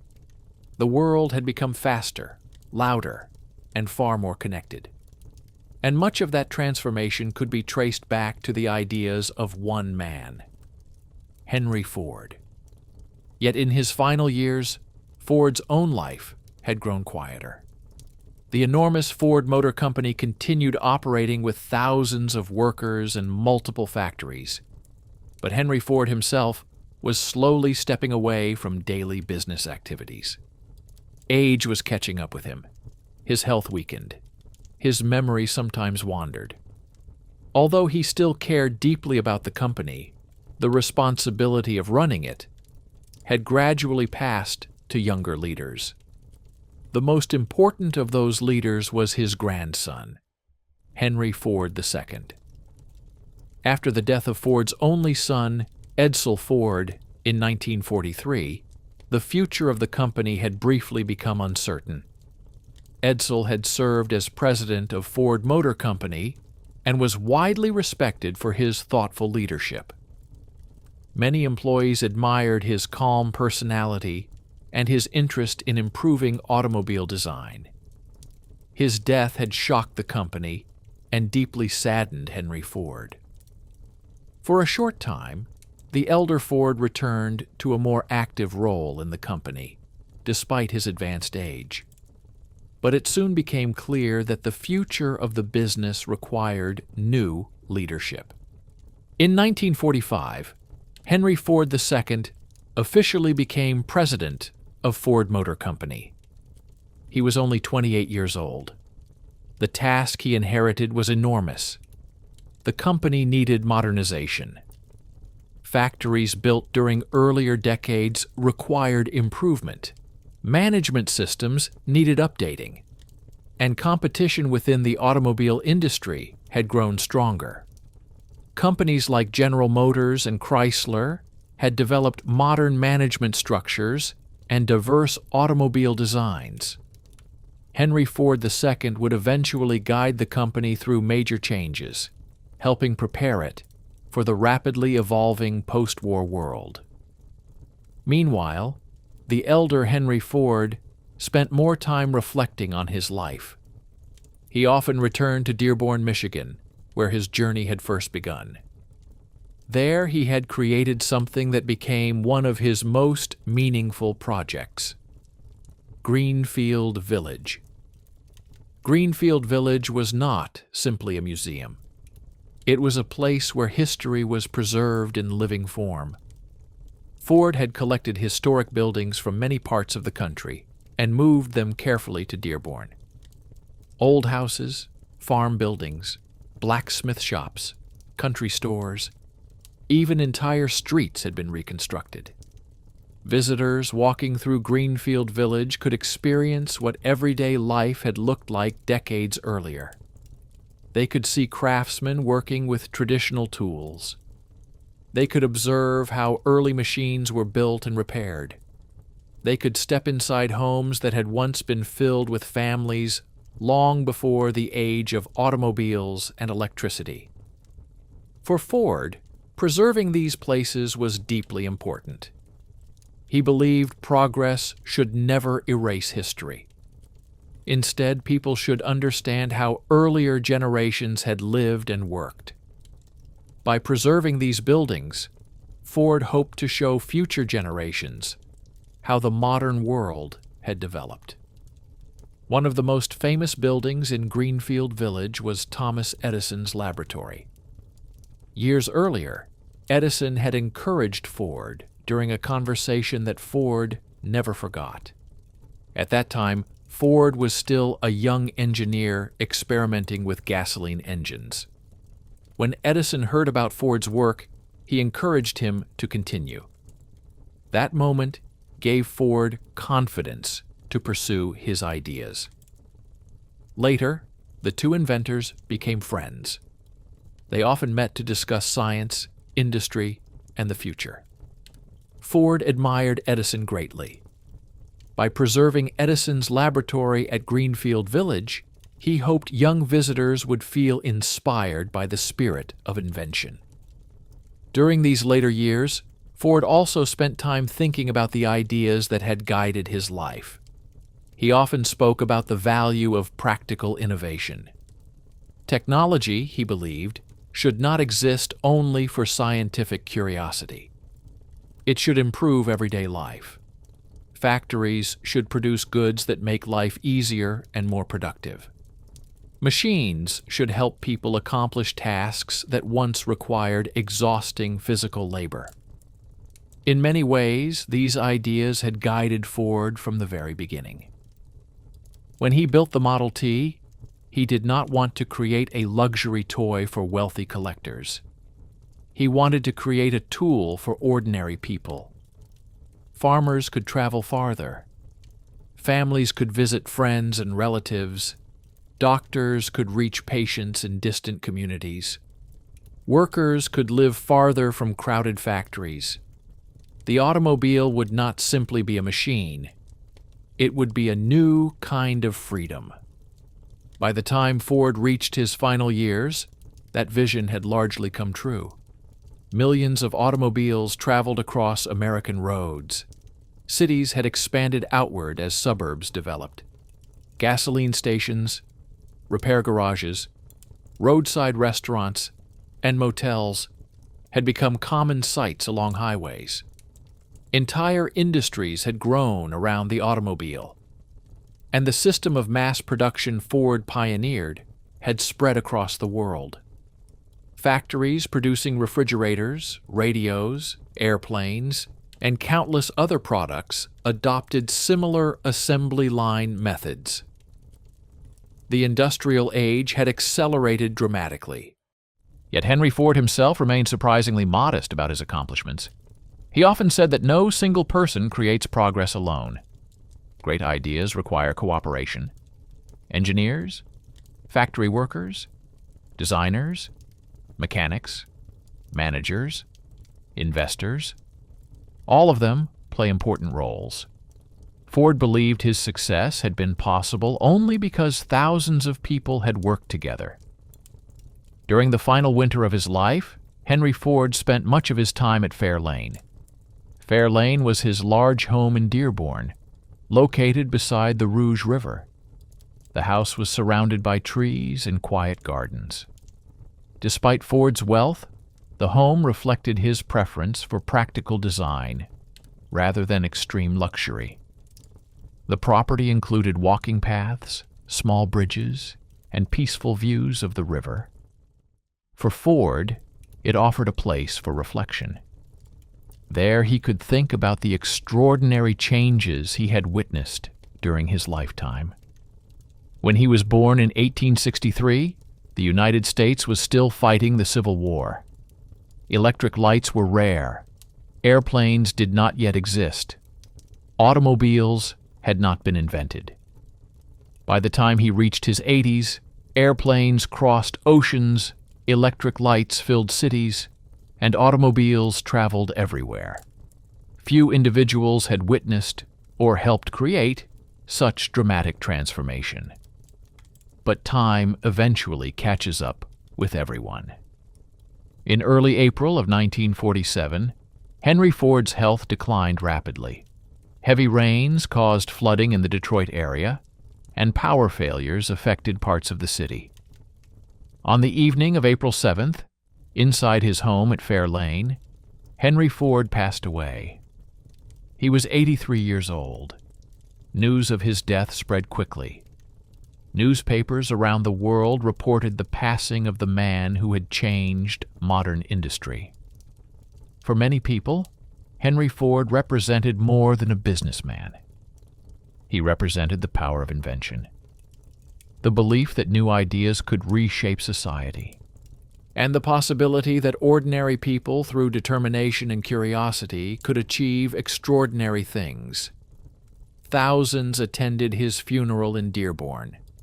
Workers from his factories, business leaders, citizens whose lives had been influenced by the automobile. But perhaps the most remarkable part of Henry Ford's story was where it began. Not in a large factory, not in a university laboratory, but on a quiet farm where a curious boy once took apart a pocket watch simply to see how it worked. That simple curiosity would eventually lead to machines that transformed transportation, industry, and modern life itself. And long after Henry Ford's life came to an end, the ideas he helped introduce continued shaping the world that moved forward on wheels. When Henry Ford first introduced the moving assembly line in 1913, very few people understood how deeply that idea would change the world.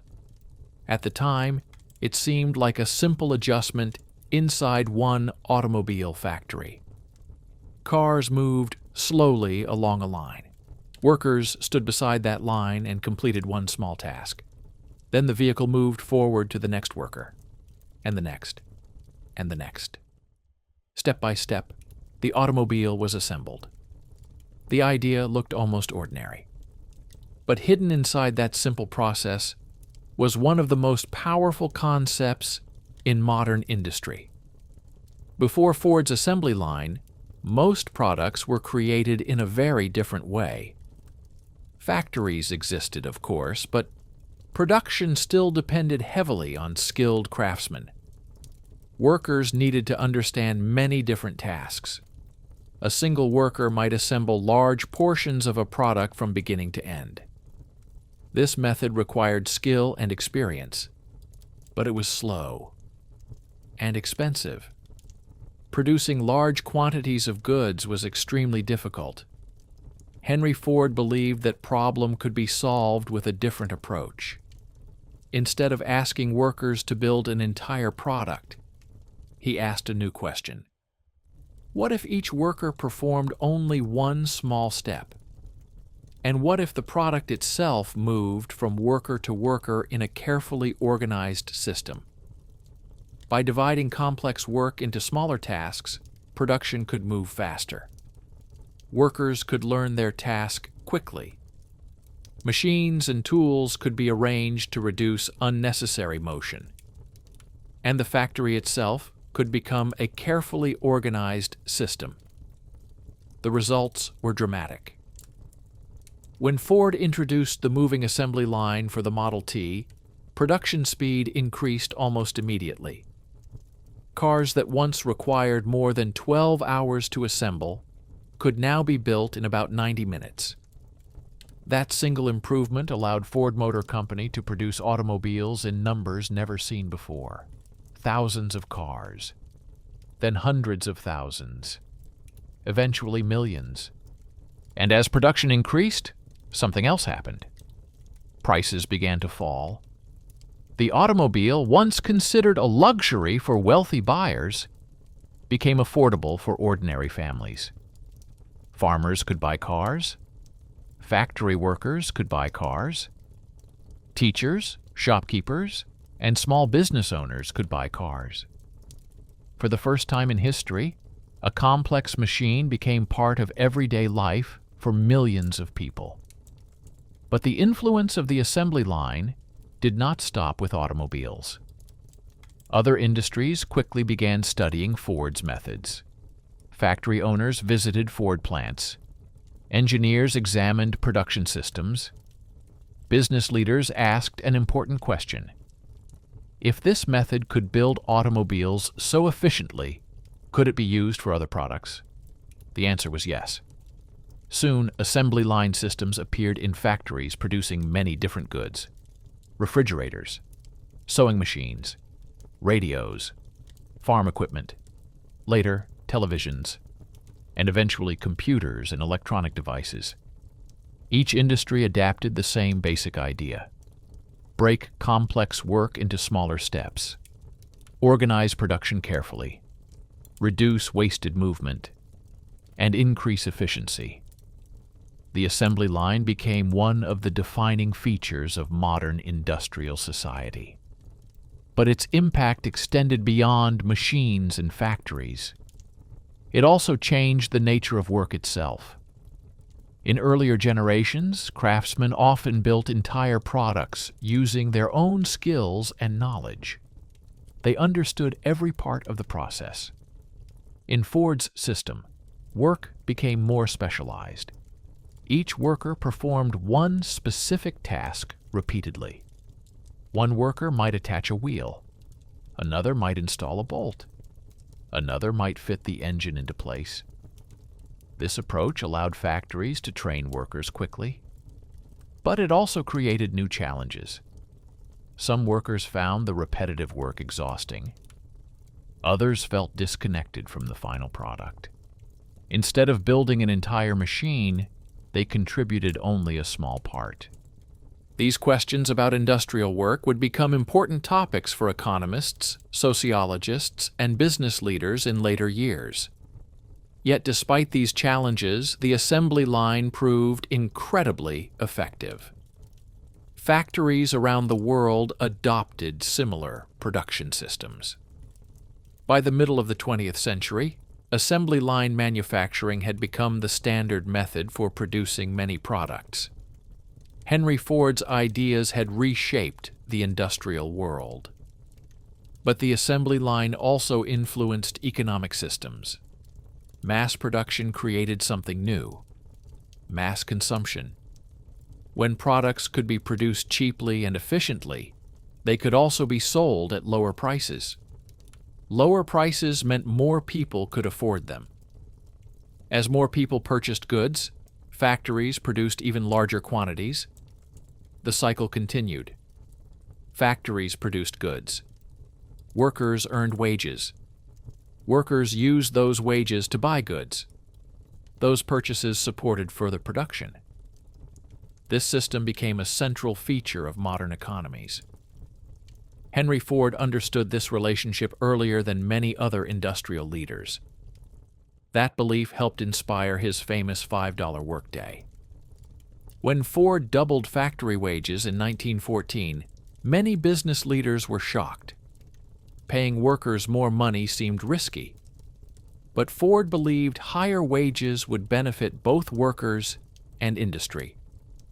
Workers earning higher wages could support their families. They could enjoy better living conditions. And perhaps most importantly, they could become customers themselves. The people building the products could also buy the products. This idea helped strengthen the connection between industry and everyday life. The influence of the automobile itself also reshaped society. Before automobiles became common, most people lived close to their workplaces. Cities were designed around walking or horse-drawn travel. But the automobile allowed people to move more freely. Road networks expanded. Highways connected distant cities. Suburbs grew outside crowded urban centers. Families moved into quieter neighborhoods while still traveling to work in the city. Entire landscapes changed because of the automobile. Gasoline stations appeared along roads. Motels offered places for travelers to sleep during long journeys. Roadside restaurants served families exploring new places. The automobile created a culture of mobility, and the assembly line had made that automobile affordable. Of course, Henry Ford was not the only person shaping the modern industrial age. Many inventors, engineers, and entrepreneurs contributed to the development of new technologies and industries. But Ford's approach to manufacturing played a special role. He demonstrated that complex machines could be produced in enormous quantities. He showed that advanced technology could become accessible to ordinary people. And he helped create a system that allowed modern industries to grow rapidly. Even today, more than a century later, factories still operate using principles inspired by Ford's ideas. Modern assembly lines often include robots, computers, and automated machines. Production systems are more advanced than Ford could have imagined. Yet the basic concept remains surprisingly similar. Products move through organized production lines. Tasks are carefully divided. Efficiency is constantly improved. Every time a modern factory produces thousands of identical products quickly and reliably, it echoes the ideas Henry Ford introduced long ago. His legacy is not only the automobile, it is the entire structure of modern manufacturing. And that structure continues shaping the world we live in today. When people think about Henry Ford, they usually imagine factories. Huge buildings filled with machines, assembly lines moving endlessly, thousands of automobiles leaving factories every day. But behind all those machines stood a very complicated human being. Henry Ford was not simply an inventor. He was not only a businessman. He was a man filled with strong beliefs, unusual ideas, and sometimes deep contradictions. To understand Henry Ford's life fully, it is important to look not only at the things he built, but also at the person he was. Despite becoming one of the richest men in the world, Ford never forgot where he came from. His childhood on a small farm in Michigan stayed with him for the rest of his life. The quiet rhythms of rural life had shaped his character. The early mornings, the long days of work, the connection between people and the land. Even after building one of the most powerful industrial companies in the world, Ford continued to believe that farming represented something deeply valuable. He often spoke about the importance of simple living, hard work, self-reliance. He admired farmers and believed that the countryside represented stability in a rapidly changing world. In fact, Ford sometimes worried that modern society was becoming too dependent on cities and factories. Industrial progress had made life faster and more efficient. But Ford believed people should remain connected to nature and the land. This belief influenced many of his later projects. For example, Ford became interested in the idea of combining agriculture with industry.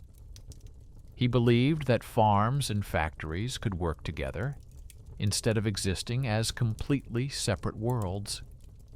One of his favorite agricultural experiments involved soybeans. At first glance, soybeans seemed like a simple crop, but Ford believed they could become much more important. He supported research into ways soybeans could be used to produce industrial materials. Scientists working with Ford experimented with soybean-based plastics, paints, and oils. Some automobile parts were even made using plastics derived from soybeans. Ford imagined a future where farmers would grow crops that factories could transform into useful industrial products. Farmers would supply raw materials. Factories would create finished goods. Industry and agriculture would support each other. Although this idea never completely transformed manufacturing, it revealed something important about Ford's thinking. He rarely viewed problems in simple ways. He was always looking for connections between different parts of society: machines, factories, farms, workers, markets. In his mind, they were all connected. Ford also developed a deep fascination with history. This might seem surprising. After all, Henry Ford helped build the modern industrial age. But at the same time, he worked passionately to preserve the past. This interest eventually led him to create one of his most unusual projects, Greenfield Village. Located in Dearborn, Michigan, Greenfield Village became a place where American history could be experienced directly.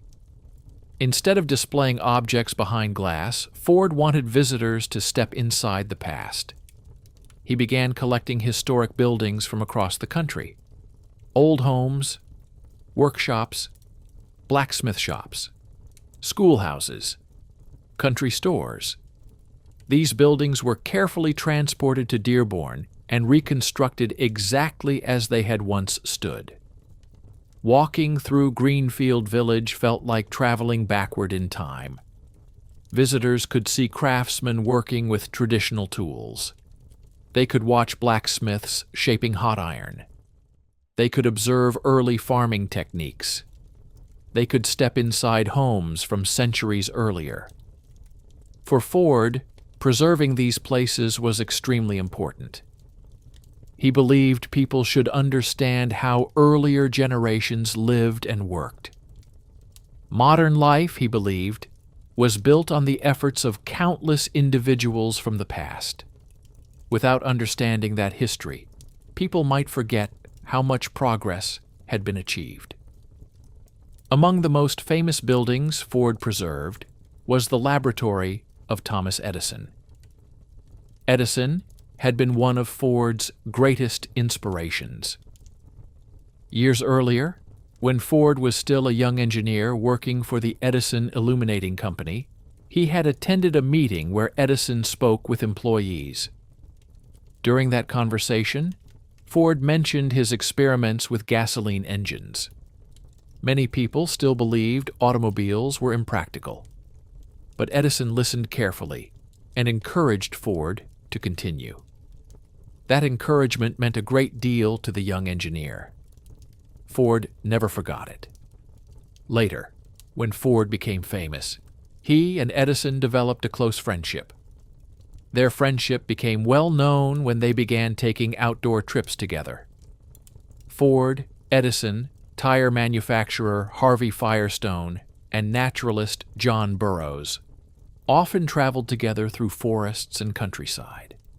Newspapers called them the Vagabonds. Despite their wealth and influence, the group enjoyed simple camping trips. They slept in tents. They cooked meals over campfires. They explored rivers and forests. And they spent long evenings talking about science, nature, and the future. These trips revealed another side of Henry Ford. The industrialist who built enormous factories also appreciated quiet moments in nature.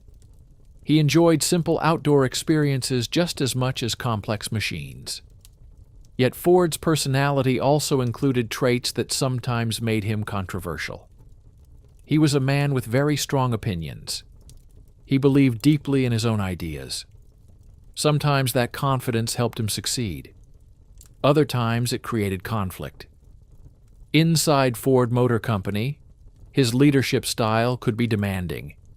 He expected efficiency, discipline, hard work, and he often believed his own solutions were the correct ones. While this determination helped him build his company quickly, it sometimes made it difficult for others to challenge his decisions.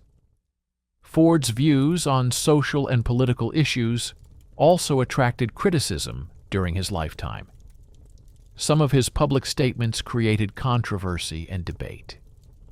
Historians today often examine these aspects of his life when discussing his legacy. Like many important historical figures, Henry Ford cannot be described in simple terms. He was neither purely a hero nor purely a villain. He was a complex person, shaped by the time he lived in. Understanding his life requires acknowledging both his achievements and the criticisms surrounding him. What remains undeniable, however, is the enormous scale of his influence. Henry Ford helped transform transportation. He helped transform manufacturing. He helped transform the relationship between workers, factories, and consumers. Millions of people experienced the modern world through machines that existed because of ideas he helped introduce. And yet, despite all the factories, wealth, and global fame, Henry Ford often described himself in simple terms. He once said that curiosity had guided most of his life. The same curiosity that led a young boy to take apart a pocket watch had never disappeared. He remained fascinated by how things worked: engines, machines, factories, even society itself. He believed that problems could be solved with careful observation and practical thinking. This mindset shaped everything he did. Henry Ford did not begin life as a wealthy industrialist. He began as a curious farm boy who loved machines. And through persistence, experimentation, and bold ideas, he helped build the industrial systems that shaped the modern world. But even his extraordinary life was only one part of a much larger story. Because the world Henry Ford helped create would continue evolving long after he was gone. When Henry Ford first began experimenting with gasoline engines in the late 19th century, the world looked very different from the one we know today. Cities were smaller, roads were rough and often unpaved. Most transportation still depended on horses. If a person wanted to travel a long distance, the journey usually required trains, wagons, or several days of slow movement along dusty roads. For many families, life happened within only a few miles of home. The idea that millions of people might one day travel freely across long distances in their own vehicles seemed almost impossible. But Henry Ford believed something very different. He believed that if automobiles could become simple, reliable, and affordable, they would change how people lived. And over time, that belief slowly became reality. At first, automobiles appeared only in small numbers. In the early years, they were expensive machines owned mostly by wealthy individuals. Many people saw them as strange inventions rather than practical tools. Horses were familiar. Cars were noisy and unpredictable. Roads were not designed for them. Fuel stations did not exist. Mechanics who understood engines were rare. But as Henry Ford's production methods improved and prices began to fall, automobiles became more common. Families that had never imagined owning such a machine suddenly had the opportunity. Farmers began buying cars to travel between towns and markets. Doctors used automobiles to visit patients in distant communities. Travel that once required hours or even days could suddenly be completed much faster. The automobile began changing the rhythm of daily life. Distance no longer felt as large as it once had. People could travel farther for work, for business, or simply for pleasure. This new freedom began transforming society. Cities themselves began to change. Before automobiles, most cities were built around walking or public transportation, such as streetcars. Homes, shops, and workplaces were located close together. But once automobiles became common, people could travel greater distances easily. New neighborhoods began appearing beyond crowded city centers. Suburbs started expanding outward. Families moved into quieter areas while still traveling to work in the city. This change reshaped the physical layout of many cities. Roads had to become wider. Traffic signals appeared. Parking spaces were created. Entire highway systems began connecting towns and cities across long distances. In the United States, large national highway systems eventually stretched across the entire country. Travel between states became routine. Families began taking long road trips during vacations. They explored national parks, distant beaches, mountains, and cities they had never visited before. The automobile created a culture of mobility. People were no longer limited to the places close to their homes. The freedom of the open road became a powerful symbol of modern life. And the automobile also created many new industries. Gasoline stations appeared along highways. Repair garages opened in towns and cities. Motels offered travelers a place to sleep during long journeys. Roadside restaurants served meals to families traveling across the country. Delivery companies began using trucks instead of horse-drawn wagons. Businesses could reach customers in distant towns more easily. Even farming began to change. Motorized tractors replaced horse-powered equipment. Farmers could transport crops faster. Supply chains grew larger and more efficient. The automobile helped create a faster and more connected economy. But perhaps the most important reason this transformation happened was affordability. Before Henry Ford introduced mass production, automobiles were simply too expensive for most people. But Ford's assembly line changed that. As production increased, costs decreased. Each improvement in efficiency allowed Ford to reduce the price of the Model T. The car that once cost hundreds of dollars eventually became affordable for ordinary families. Millions of people who had never owned a machine more complex than a farm tool suddenly owned automobiles. The Model T became one of the most influential machines in modern history. More than 15 million Model Ts were produced. For many families, the Model T was their first experience with motorized travel. It was simple, durable, easy to repair. Owners often learned how to fix small problems themselves. Farmers sometimes used their Model Ts for work around the farm. Some even removed the rear wheels and connected belts to power equipment, such as saws or grain mills. The car became more than transportation. It became a versatile machine, used in many different ways. But Ford's influence extended beyond automobiles themselves. His ideas about mass production transformed many industries. Factories producing refrigerators began adopting assembly lines. So did companies manufacturing radios and later televisions. Even aircraft factories used similar production systems. Henry Ford had demonstrated something powerful. Complex machines could be produced quickly if work was organized efficiently. Tasks could be divided into small steps. Tools could be arranged carefully. Parts could be standardized. Production could move faster and faster. This idea became the foundation of modern manufacturing. Today, many factories around the world still follow principles first demonstrated in Ford's plants. Of course, modern factories now use computers, robots, and advanced machines. But the basic concept remains similar. Organized production, standardized parts, continuous movement through assembly lines. Ford's influence also helped shape modern consumer culture. Mass production allowed products to become cheaper. Cheaper products allowed more people to buy them. As more people purchased goods, companies increased production even further. This cycle created the modern consumer economy. Factories produced goods.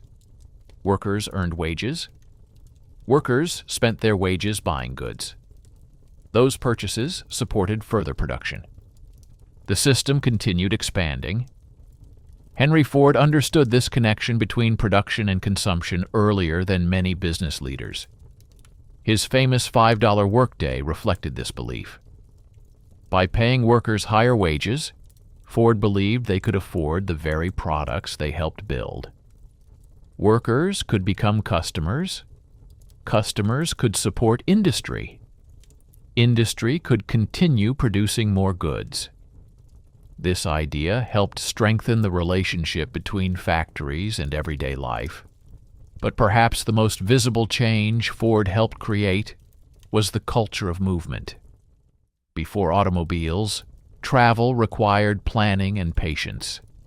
After automobiles became common, travel became part of everyday life. People drove to work, they drove to school, they drove to visit friends and relatives. Highways connected distant regions. Road trips became family traditions. Young people experienced independence once they learned to drive. Entire generations grew up with the automobile as a normal part of life. And all of this began with a simple idea: a machine that could move without horses. Henry Ford did not invent the automobile itself, but he made it accessible. He made it practical. He made it affordable. And by doing so, he helped reshape how modern society functions. The roads we travel today, the cities we live in, the industries that support transportation. All of them carry traces of Henry Ford's original vision. A world where machines could give ordinary people the freedom to move. By the time Henry Ford passed away in 1947, the world had already been transformed in ways that few people living in his childhood could have imagined. When Ford was born in 1863, the United States was still recovering from the Civil War. Much of the country was rural. Transportation depended mostly on horses, wagons, and railroads. Electricity was still rare. Telephones had not yet become common. Airplanes did not exist. Automobiles had not yet been invented. Most people lived close to where they were born and rarely traveled far from home. Yet within a single lifetime, the world moved into a new industrial age. Factories expanded. Machines became part of everyday life. Cities grew larger and more complex. Roads stretched across entire nations. And automobiles became one of the most important tools of modern life. Many inventors, engineers, and entrepreneurs helped create this transformation. But Henry Ford played a unique role in accelerating it. His influence came not only from the automobiles he helped popularize, but also from the system he used to build them. Before Ford's innovations, manufacturing often relied on skilled craftsmen assembling products slowly. Each worker understood many parts of the process. Factories could produce goods, but production was limited. Products were expensive because they required time and skilled labor. Henry Ford approached the problem differently. Instead of focusing only on the product itself, he studied the entire process used to create it. He believed that if the production system could be improved, the product would become cheaper and more accessible. This thinking led to the development of the moving assembly line. By dividing complex work into smaller steps, production became faster and more organized. Workers focused on specific tasks. Parts were standardized so they could fit together perfectly. Machines and tools were placed carefully to reduce wasted movement. The results were dramatic. Factories could produce goods in enormous quantities. Prices dropped. Products that once belonged only to wealthy customers became available to ordinary people. The automobile was the most famous example. Before Ford's Model T, cars were expensive and rare. After Ford introduced mass production, automobiles became affordable for millions of families. This change had enormous consequences for society. The automobile allowed people to travel freely. Farmers could reach markets faster. Doctors could visit patients in remote areas. Businesses could deliver goods quickly. Workers could live farther from their jobs. Families could explore places they had never seen before. The automobile changed how people experienced distance and mobility. But Ford's ideas also influenced how factories operated across many industries. Manufacturers producing refrigerators began adopting assembly lines. So did companies building radios and later televisions. Industrial plants producing farm equipment, aircraft, and household appliances studied Ford's methods. The idea of organized mass production became a foundation of modern industrial economies. This approach allowed companies to produce goods at scales never seen before. Factories could supply entire nations. Eventually, they could supply global markets. Modern manufacturing systems still follow principles that resemble Ford's early ideas. Production lines, standardized parts, carefully organized workflows. Although modern factories now use computers, robotics, and advanced engineering, the underlying concept remains similar. Break complex work into manageable steps. Organize production efficiently. Reduce wasted effort. Improve output. Ford also influenced economic thinking about workers and wages.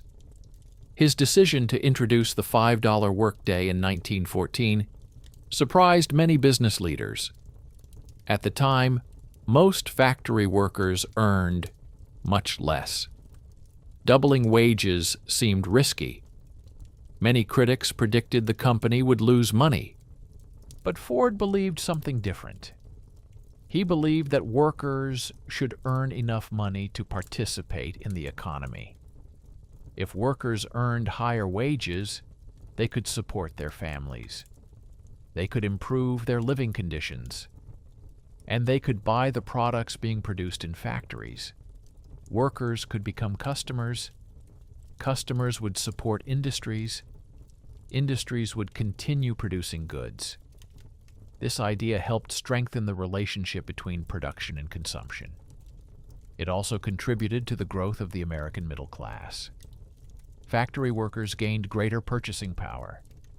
Families could afford better homes, appliances, and transportation.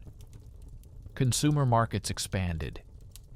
Mass production and mass consumption became closely connected. Ford's automobile also reshaped culture in powerful ways. Before automobiles, most travel depended on schedules. Trains and streetcars followed fixed routes. But cars allowed individuals to choose their own paths. People could travel whenever they wished. The automobile became associated with freedom. Freedom to explore. Freedom to move. Freedom to leave familiar places and discover new ones. This idea appeared in movies, music, and literature throughout the 20th century. The image of a car traveling along a long highway became one of the most recognizable symbols of modern life. Road trips became family traditions. Young people experienced independence once they learned to drive. Entire generations grew up seeing the automobile as a natural part of everyday life. Cities and landscapes also changed because of automobiles. Road networks expanded rapidly. Highways connected distant regions. Suburbs developed around cities. Shopping areas appeared along major roads. Gas stations, motels, and roadside restaurants became common features of the landscape. The automobile helped reshape not only transportation, but also the structure of communities. Ford's influence also extended into management and industrial organization. Business leaders around the world studied Ford Motor Company carefully. Engineers examined how production lines were organized. Managers learned how large groups of workers could coordinate their efforts efficiently. These lessons influenced industries far beyond automobiles. Factories producing airplanes, electronics, and machinery all adopted similar methods. Even today, modern supply chains and production systems still reflect principles developed during Ford's era. Yet despite all these changes, Henry Ford himself often viewed his work in simple terms. He believed he was solving practical problems. How can machines be built more efficiently? How can products become affordable? How can technology improve everyday life? These questions guided his decisions. He rarely described his work as revolutionary. Instead, he focused on making small improvements again and again. Over time, those improvements produced enormous results. The world we live in today still carries the marks of those ideas. Every highway filled with cars. Every factory producing goods on assembly lines. Every system designed to increase efficiency. All of these reflect the influence of ideas Henry Ford helped introduce. Technology will continue evolving. New forms of transportation will appear. Industries will continue changing. But the principles that shaped the early automobile industry still remain part of the foundation of modern society. Henry Ford's influence did not end with his lifetime. It became part of the structure of the modern world itself. When people hear the name Henry Ford today, most immediately think about automobiles. They picture the Model T. They imagine long lines of identical cars rolling out of massive factories. They think of highways stretching across countries filled with moving vehicles. But Henry Ford's legacy is much larger than the automobile alone. the machine he helped popularize was only part of the story.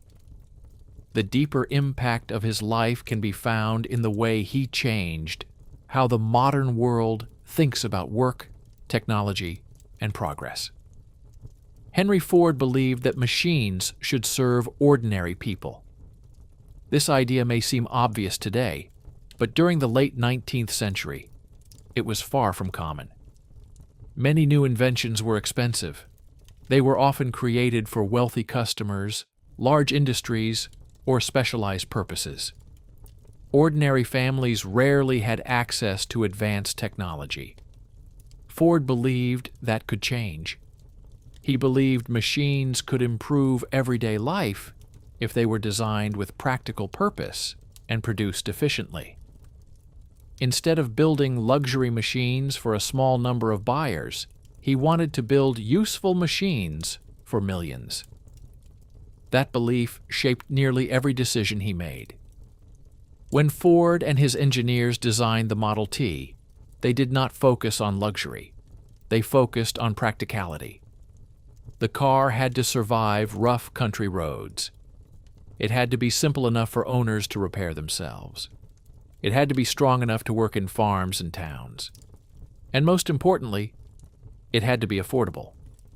Ford wanted the automobile to become a tool for farmers, a tool for workers, a tool for families. And when the Model T appeared, it did exactly that.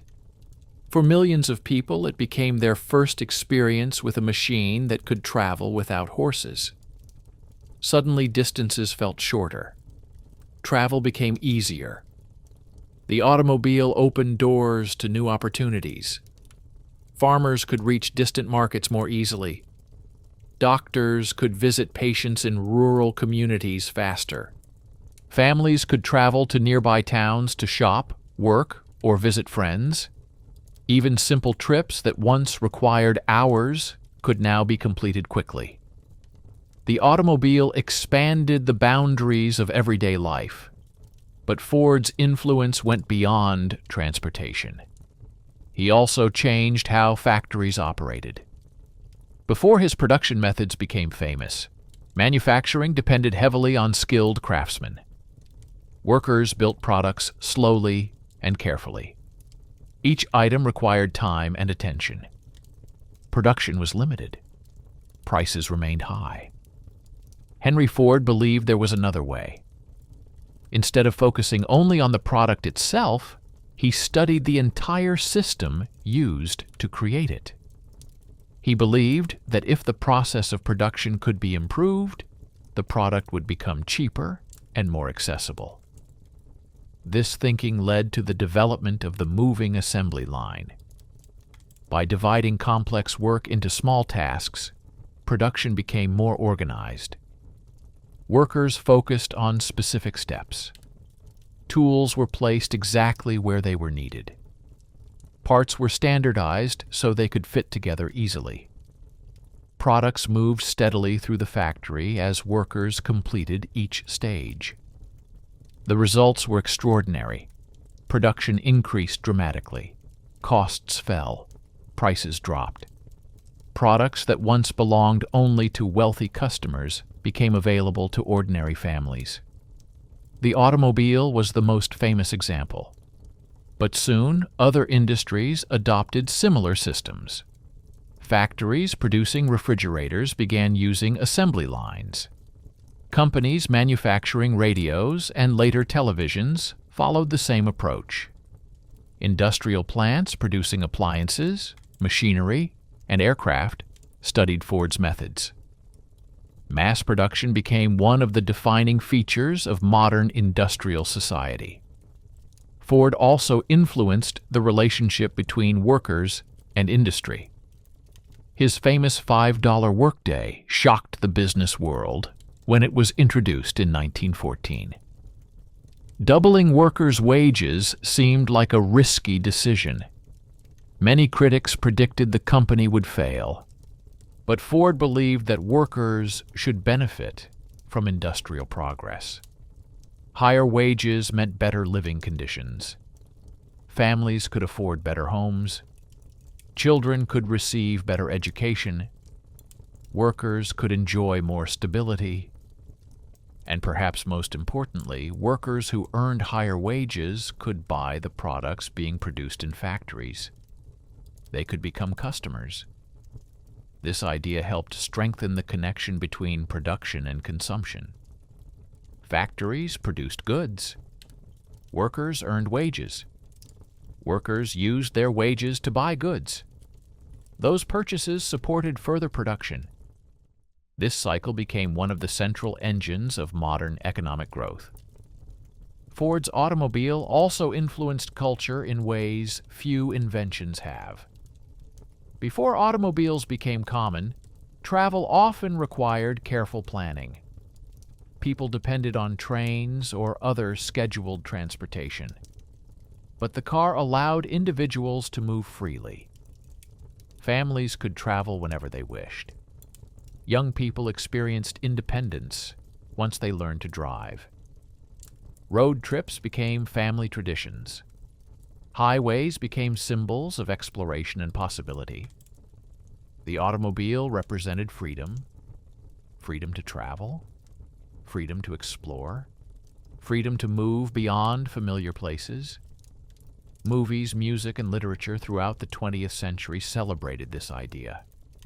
The image of a car traveling along an open road became one of the most recognizable symbols of modern life.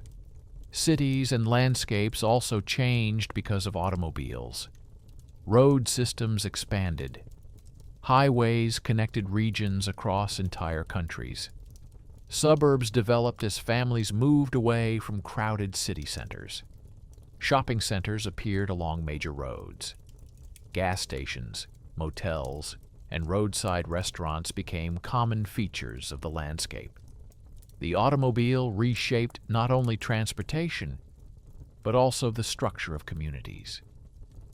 Yet perhaps the most remarkable part of Henry Ford's story is how simple his beginning was. He was not born into wealth. He did not grow up in a famous city or attend prestigious universities. He was a farm boy. As a child, he became fascinated with machines. He liked to understand how things worked. He took apart watches. He studied engines. He experimented with tools and mechanical parts. That curiosity stayed with him throughout his life. Even when he became one of the most powerful industrialists in the world, he continued thinking about systems and machines. How can something work better? How can a machine become more efficient? How can a product become more useful? These questions guided his decisions. Over time, those simple questions led to enormous changes. Factories expanded. Industries transformed. Automobiles spread across the world. Mass production reshaped economies. And millions of people experienced new forms of mobility and opportunity. Today, the world continues evolving. New technologies appear constantly. Electric vehicles are becoming more common. Factories use advanced robotics and digital systems. Transportation networks continue expanding. Yet the foundation Henry Ford helped build remains part of modern society. The belief that machines should serve people. The idea that efficient systems can transform industries. The vision that technology should be accessible to ordinary individuals. These ideas continue shaping the world. And in quiet ways, they still reflect the curiosity of a young boy who once opened a pocket watch and wondered how its tiny gears moved together. Henry Ford's life ended in 1947. But the world he helped shape continues moving forward. One road at a time, one machine at a time, and one idea at a time.